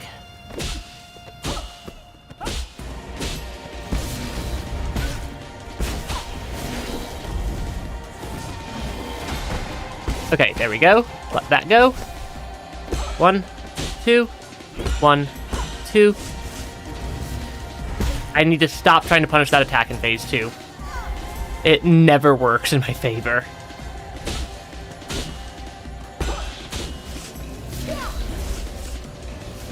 Yeah, punishing that one particular attack in phase 2 that I could easily, that's a safe bet in phase 1, does not work in my favor. Because yeah, for that screen slash attack, Eigone in phase 2 alternates between two attacks for this one, which are both punishable in just a different way. The key is basically free in this fight, at least.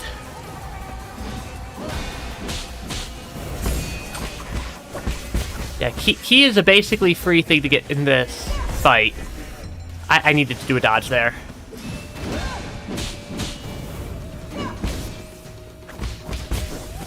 Okay, 1, 2. Yeah, that's the one that I need to stop trying to punish in phase 2, because sometimes, depending on how Eigong follows it up, it ends poorly for me.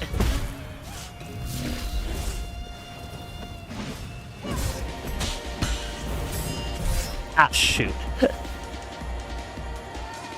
Yeah, it might work if I jump, possibly.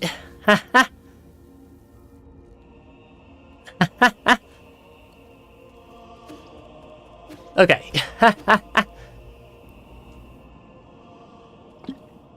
Yes, it is the mastery required boss. Which we are getting better at the boss.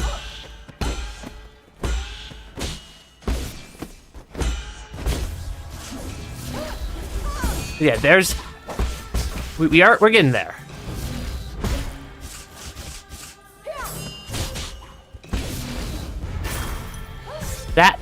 That was not good. That was not a good way to handle that.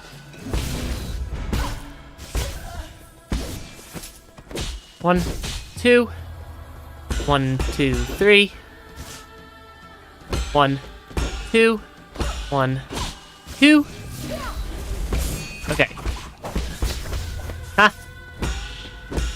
Yeah, the arrow has animation time is the problem, and it's a fairly long animation time relative to the speed at which Eigong does a lot of their attacks.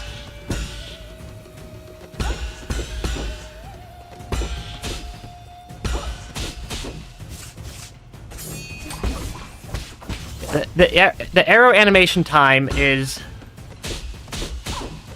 rough.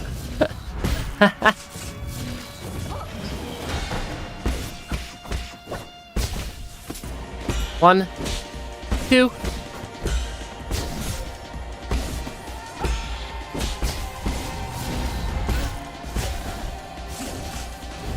Okay, come on, punish that attack. That should get me to phase 2. Yeah.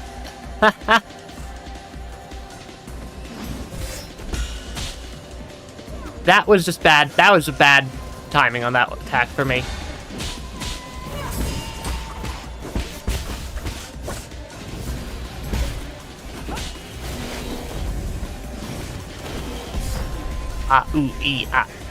Fire, hot. Oof. I let go of my unbound encounter way too early. Drywall's helping. The endless curse of drywall.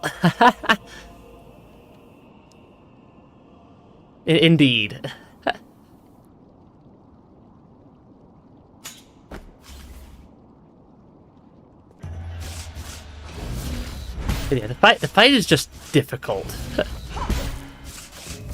And it also does not help that we're getting close to like 3.5, 4 hours of stream time. Because as much as I like to think I don't wear down over time, my ability to play definitely wears down over time.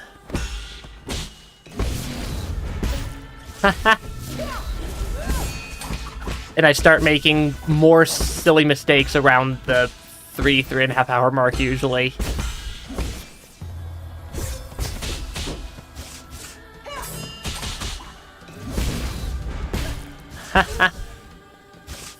Drywall definitely deserved to be fed to a vulture.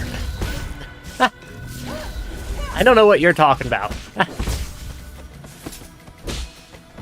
If they didn't deserve to be fed to a vulture, then, why were they being such a nuisance at times? Ah, shoot.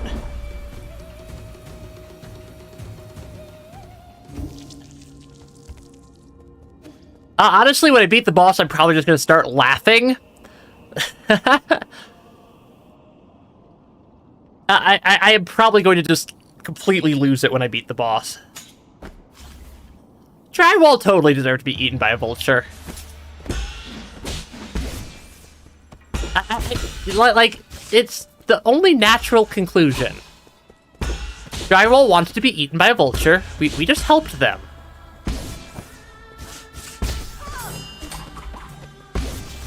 We just helped Drywall get eaten by a vulture. As was their wishes.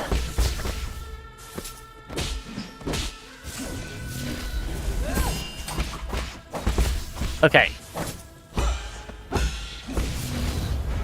Come on, take that counter to that attack.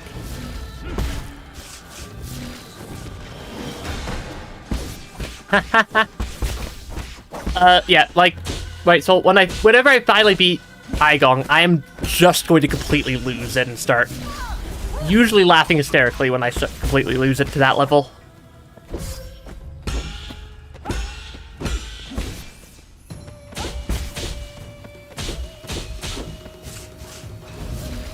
Okay, come on. Yeah, this is just a tricky fight. I did not need to use my heal right there. Because that healed almost entirely internal damage and not actual damage.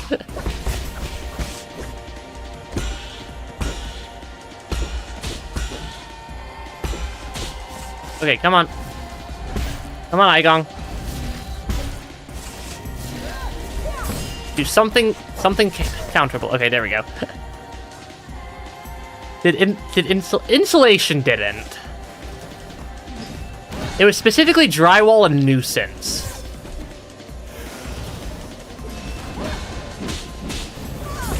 And specifically Drywall and Nuisance deserved that fate.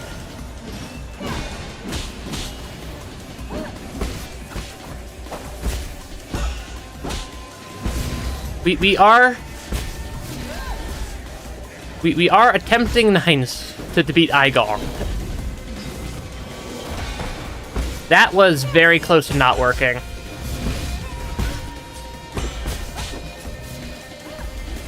Yeah, Eigong does have some very, very cool attack patterns for testing all your different abilities to handle unbounded counters, parries, and various dodges.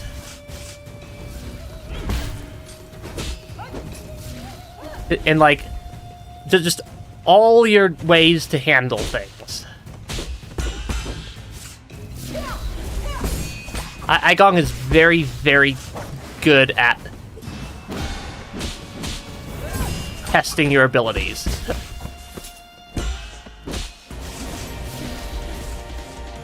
Okay, come on. It's gonna be this attack. Yeah, that attack, because you have to, there is a actual time period you have to wait if you want to not have your perfect parry completely miss. Okay.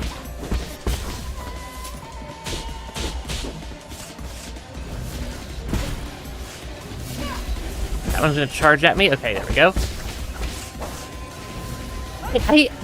All I see is you guys complaining about the fates of some of the slug pups. The slug pups probably deserved it. The slug pups probably deserved it.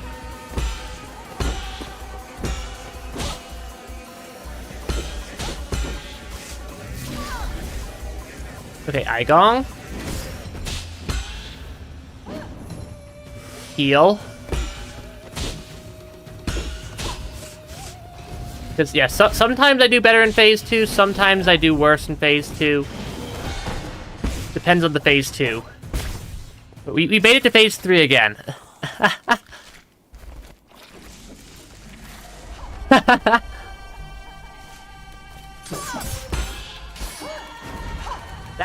was not a great start to Phase 3.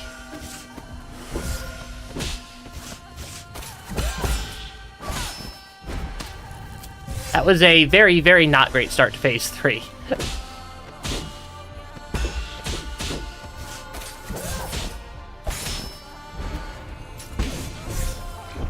Oh, that might sort of work. Me treating the slug pups like Eigong treats Yi. Yeah, kinda, yeah.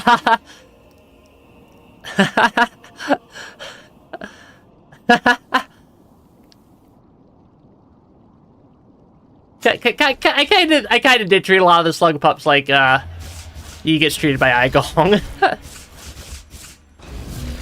Okay, there we go.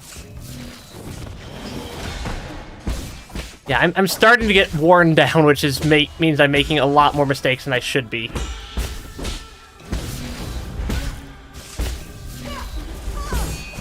Okay.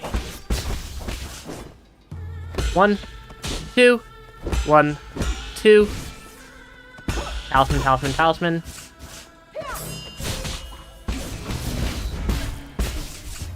Cause yeah, 3.5 hours straight of Eigong is a lot of Eigong.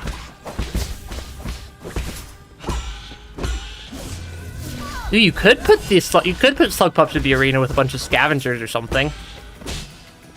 See how many slug pups it takes to take out a scavenger chieftain. Not something like that.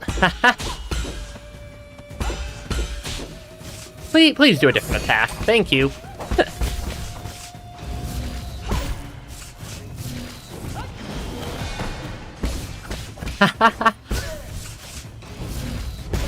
Okay, yeah, Eigong is proving difficult. Okay, Phase 2. Make a Noita mod where you have a slug pup follow me. Given how not long I last in Noita a lot of the time,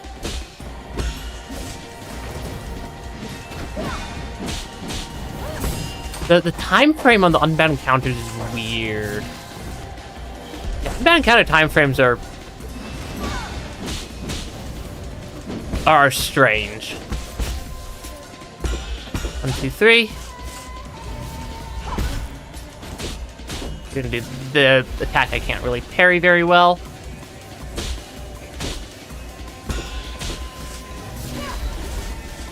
Come on. We're gonna follow this up with this attack.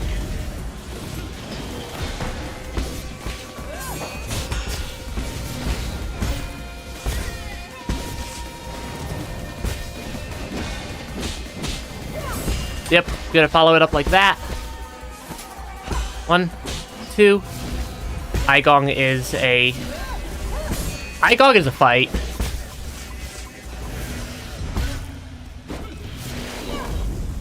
And unbound encounter. And not so unbound encounter, that one.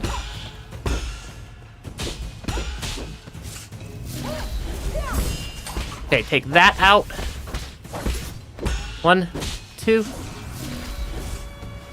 Yeah, I mean, like, if the...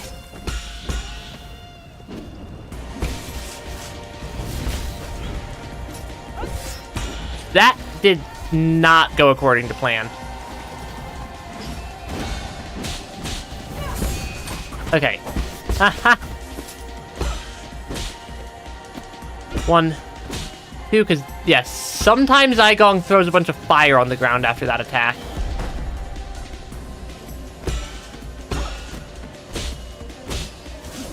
Like that. That's why I should stop trying to punish that particular attack.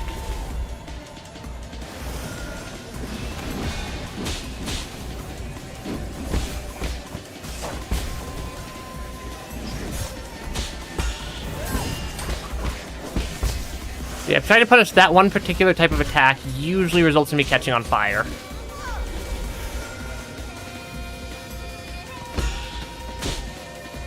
I am at least starting to make it to phase 3 sometimes.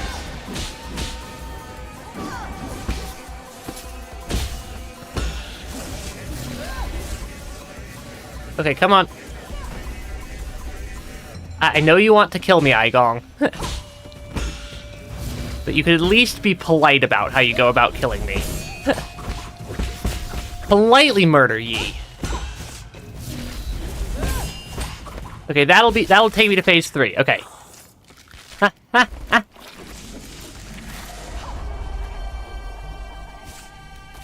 This is a very intense fight, White Soul.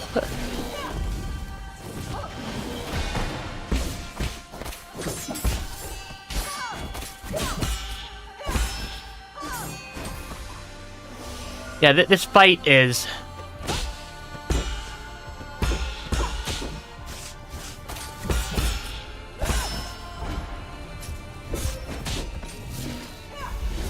Yeah, this fight is an intense.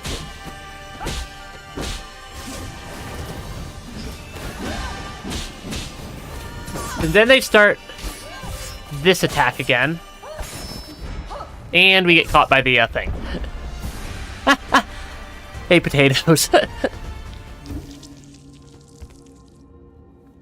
Because that is... Yeah, this is not... This is proving to be a challenging fight. We're getting there. We are slowly starting to figure it out. I mean, I could beat it this try, I could beat it in 50 tries. It is very hard to tell where in that range it'll be. Because, yeah, this is... Yeah, Eigong is tricky.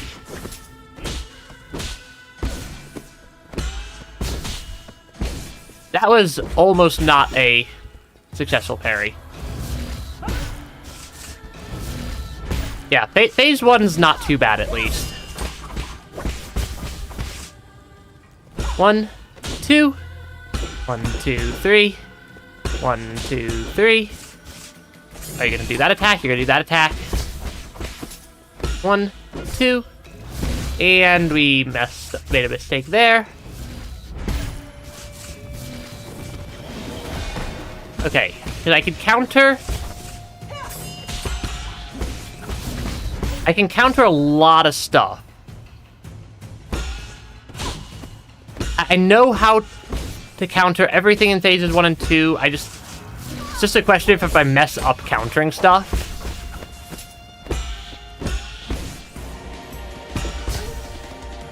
Okay, phase 2. And... yeah, that one is, roughly speaking, a punishable attack.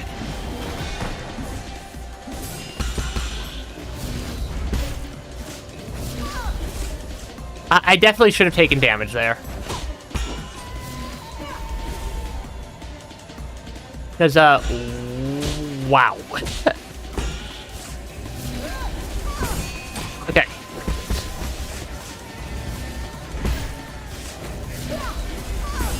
Okay.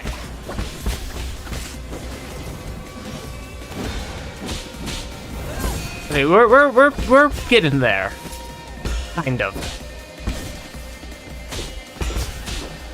That was a risk. Okay.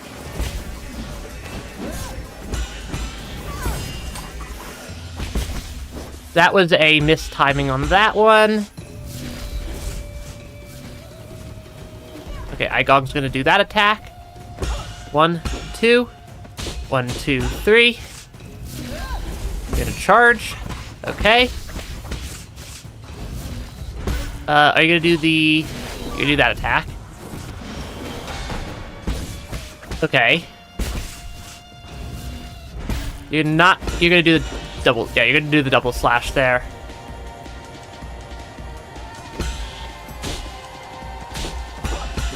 Okay. I forgot where I was in the cycle for that attack.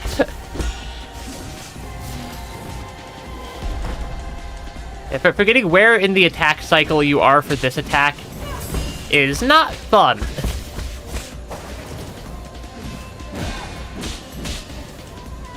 Because that attack cycles between 2 different forms in this phase.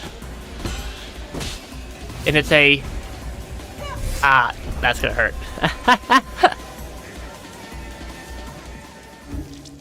Oh gosh. Gotta stretch a little bit.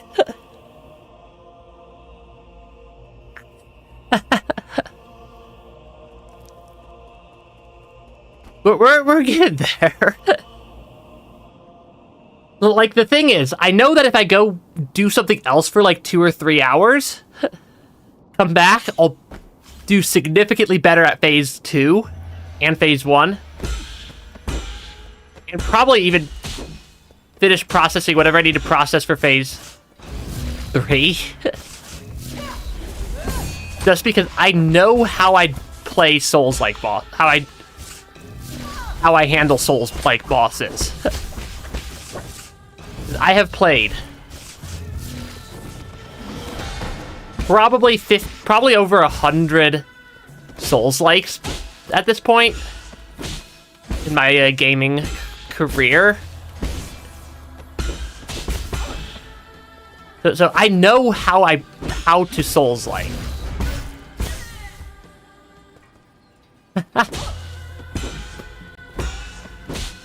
Because I play a lot of Souls-likes, including off-stream. Off-stream right now, I'm playing Ender Lilies, which is another Souls-like. And it's also a fun game. Okay, come on, Eigong. You're gonna charge? Okay. Haha.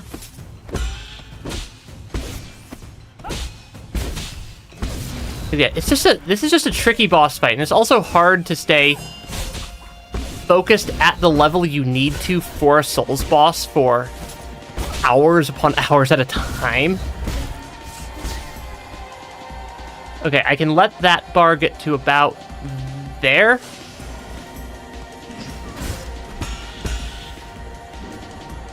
I pushed it a little bit too far.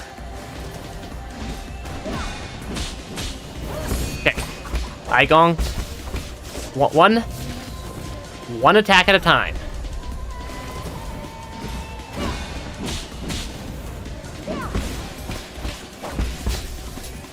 One, two. You're gonna charge at me. That is one of the attacks I can have a chance to heal after. Come on, Eigong. That was fairly bad timing on my part.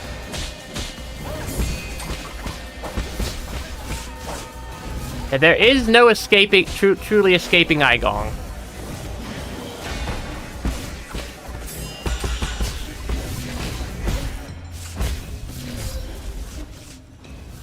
Come on, Eigong fight.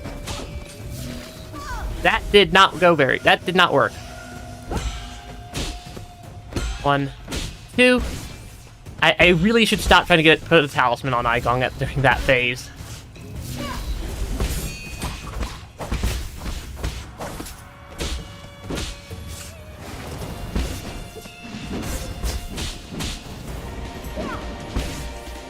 Because it usually does not work out in my favor. Okay. I have played I play a lot of Souls-likes. Yeah. I haven't. This is my first playthrough of 9 Souls, which is why Eigong is just absolutely butchering me repeatedly.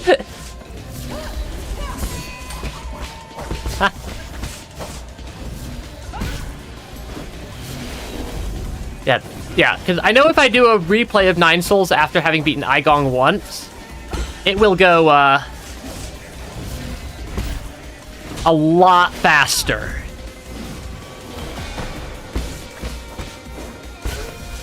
I know how I process Souls-likes.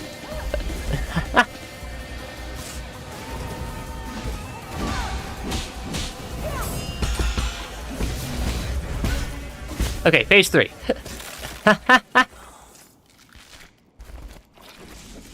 Phase 3, okay.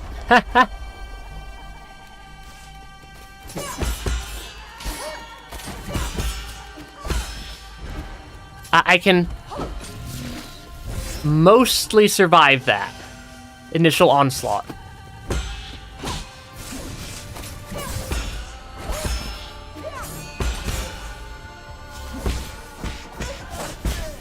It's just a lot of...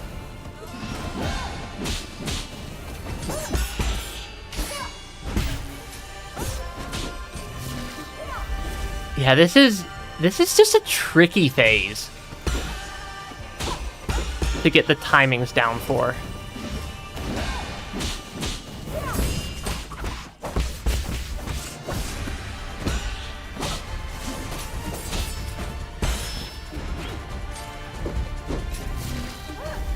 Okay, we're not dead instantly. It's a pretty good sign that something is starting to process.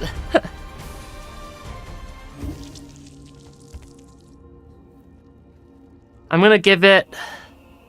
I'm gonna say 3 more attempts on today's stream.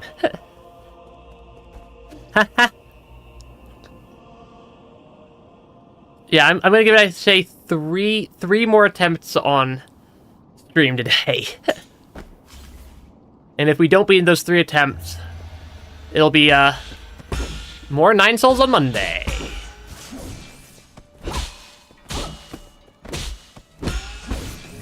Until it's gonna basically be 9 Souls till I beat Eigong.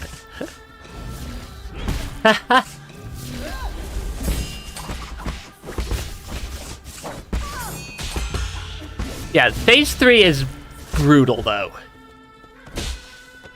As I'm apparently very apt to describing it that way.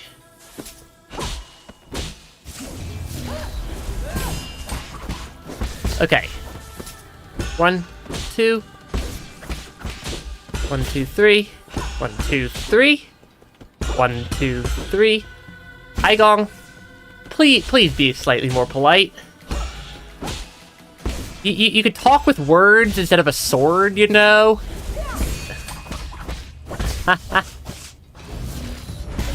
Yeah, you could talk with words instead of swords. Words instead of swords.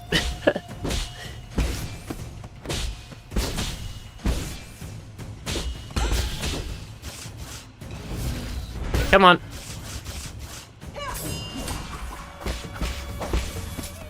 One bit at a time. Yeah, it's gonna be 9 Souls. Like that's literally gonna be my stream schedule. Is 9 Souls till I finally defeat Eigong, which could be this fight, could be 50 fights from now.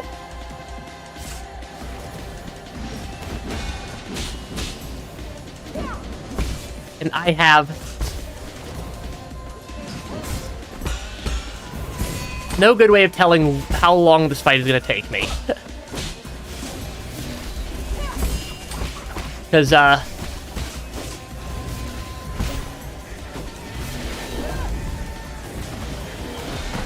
this fight has Just a lot of stuff happening.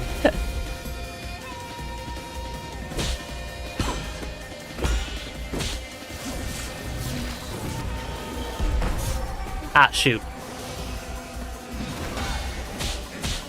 I'm not going to try to deal extra damage on that one.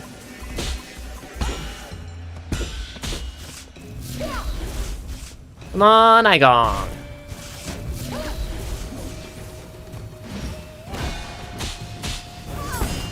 Okay. Well, one attempt, one sliver of health at a time.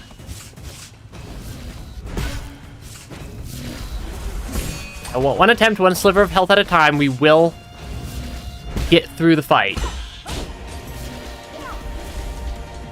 That is...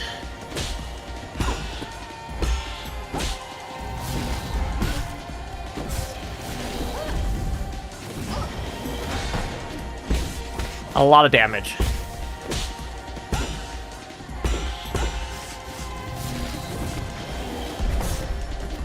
Oh shoot, that did not work.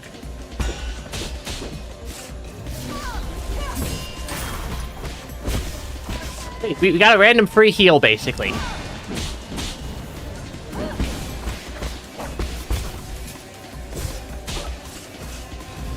Okay, bounce off that one.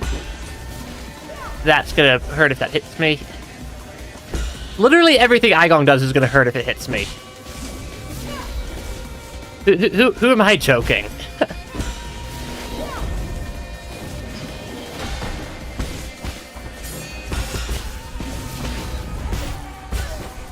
Okay. 1, 2. 1, 2. That was a major risk. Come on, Eigong.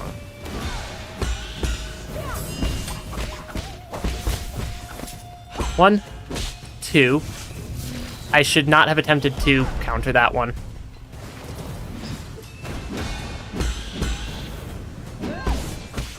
Okay. Phase 3.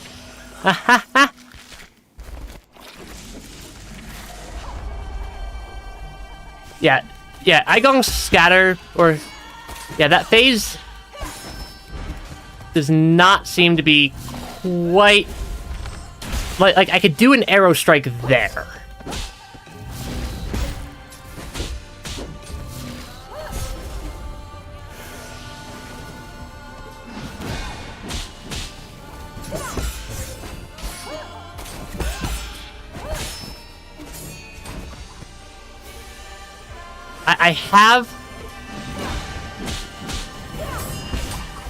I have an idea.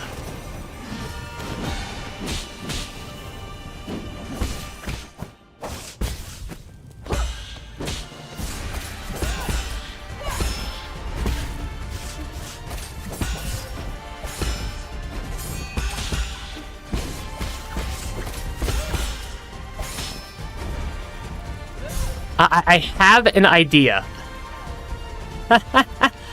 That one is not the one. I have an idea. This fight is just...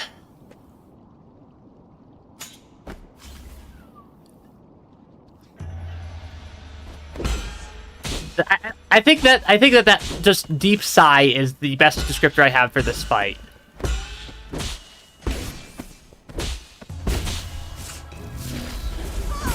Okay. One at a time.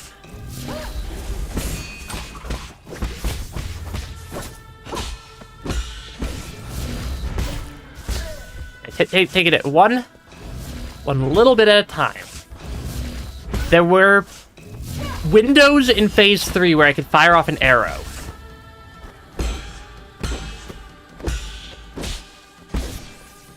Yeah, there were Phase 3 windows where I could fire off an arrow.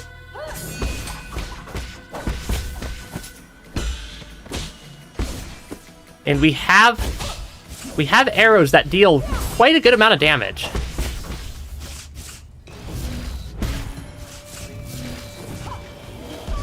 I did not read that one correctly. But I didn't take damage, so it's okay.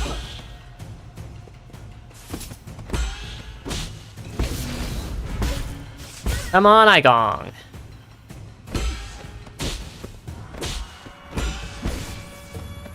Haha. 1, 2, 3. 1, 2. Not 3. Not 3.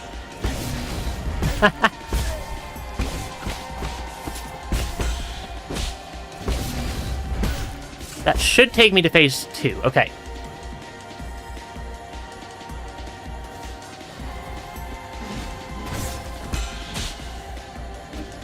Yeah, all the arrows have pretty long wind-up times.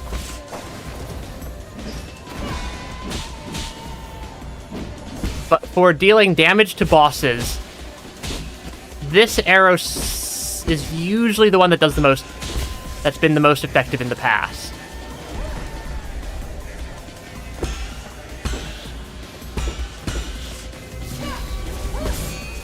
Okay.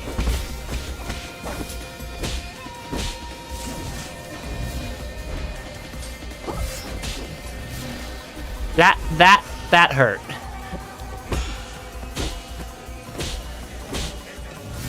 I need to be better at not misreading Eigong's attacks here.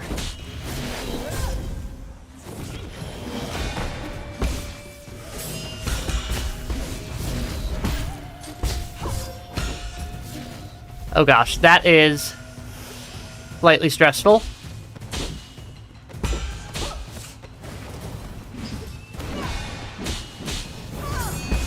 Okay.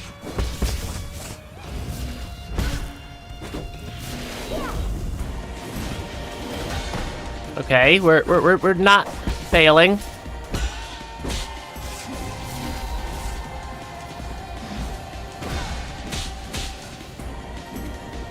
Okay, I'm not gonna try to get an extra damage off on that one.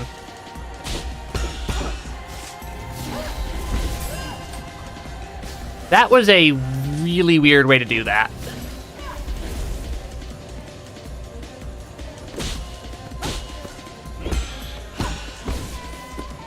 Come on. Come on, Eigong. Okay. Yeah, this is just a very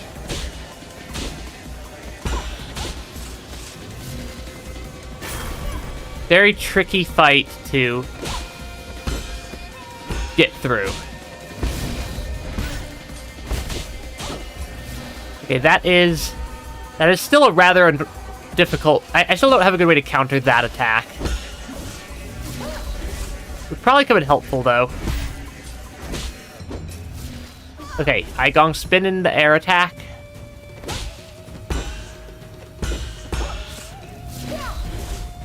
Come on, Eigong. Okay. Yeah, this is... quite tricky.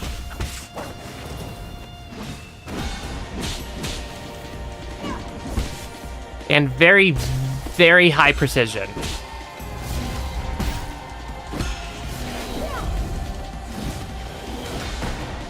Yeah, parry an actual nuclear weapon right there.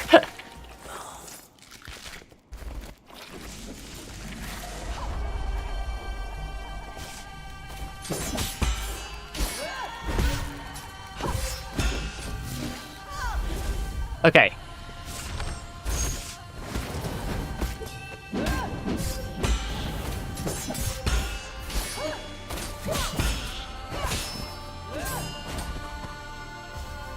Okay, I can heal a little bit.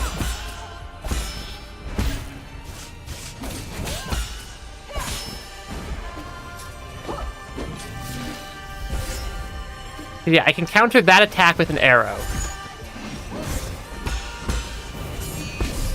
Okay. This is...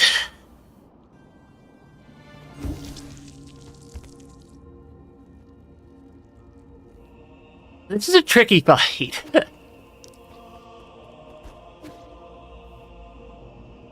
I mean, phase 3 is exceptionally difficult as well. I mean, even phase 1 is exceptionally difficult.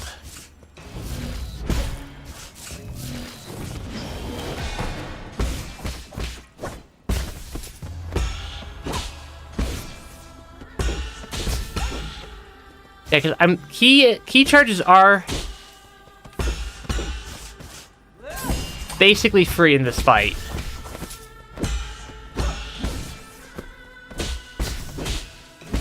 And the attacks I should be punishing all have a bit of a cooldown time after it. Where, like, we're not immediately in danger immediately after we attach a key charge.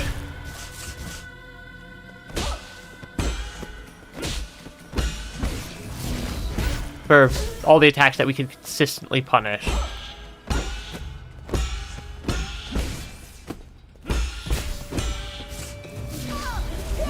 Okay, through there. That was not the cleanest way of doing that.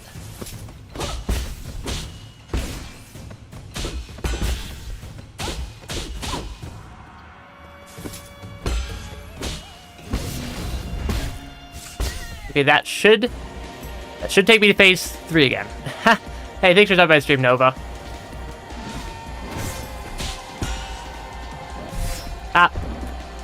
I'm not gonna count that as one of the 3.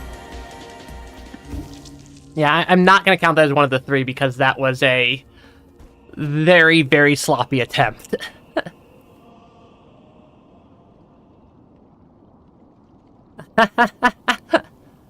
That was a very sloppy attempt. I'm not counting that as one of the 3.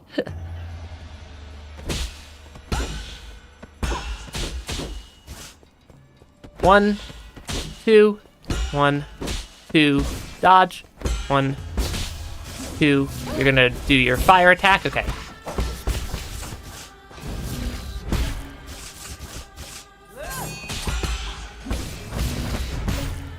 Yep, talisman attack.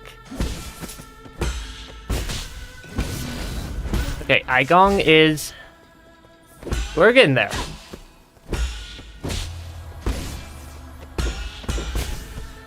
We're definitely getting there.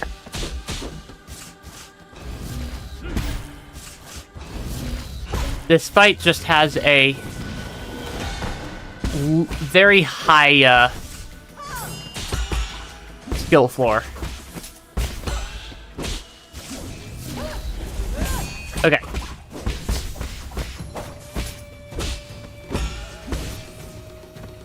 We're gonna get there. Eventually.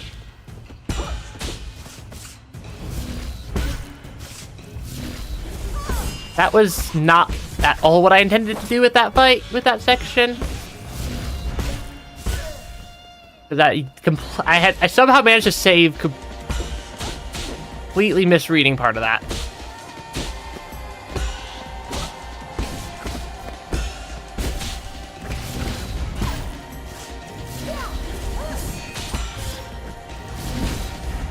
That was...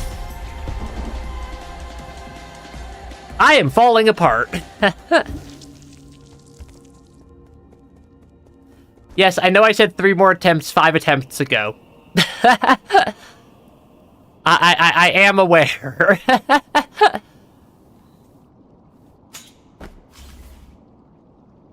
I am aware. This is just such a... It's also such a good fight, though.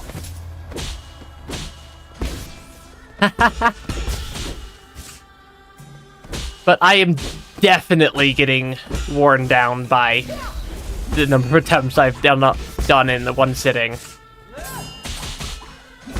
I'm not reading Eigong's attacks nearly as well as I should be anymore at this point.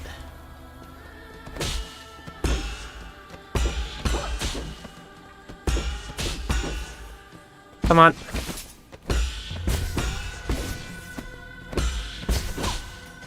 I'm not reading Eigone's attacks as cleanly, which means I'm making a lot of silly mistakes.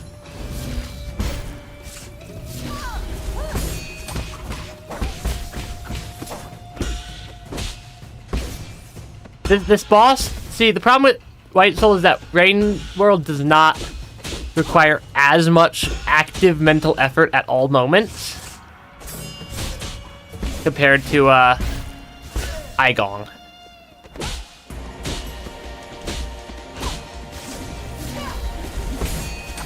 Eigong requires a lot of mental energy to face off against. That did not work very well.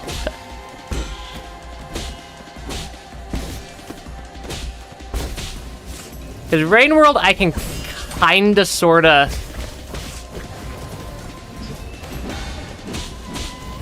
Yeah, Rain World, I can kinda sorta space out a little bit and probably be fine. The Eigong fight is like multiple items a second I need to be processing for the entire duration.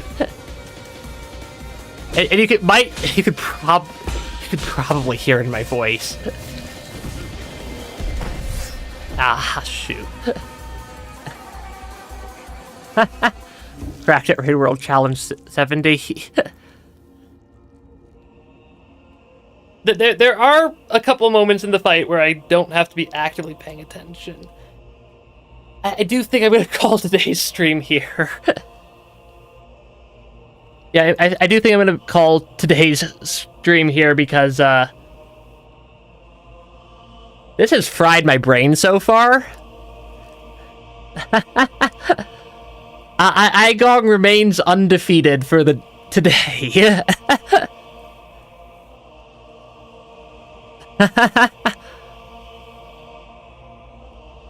But what we're gonna... probably Monday. We're probably gonna beat Eigong on Monday. And, the actual run that we beat Eigong is 100% going to get pulled out into a video because of how much effort I've been putting into this fight so far. It is definitely gonna be an extract. That fight is going to definitely be extracted as a separate video. Yeah. Thanks for stopping by today's stream, everybody. I'm trying. I'm trying. Yeah, thanks for stopping by today's stream. Like, comment, subscribe. All the fun stuff that YouTube wants you to do so it doesn't banish you to the Shadow Realm, and yeah, thanks for my stream, everybody, and I hope you all have a absolutely wonderful rest of your day. There will be 9 souls on Monday, and Tuesday, and Wednesday, and however long it takes for me to beat this dang boss. Bye-bye. Have a wonderful rest of your day, everybody. Bye-bye.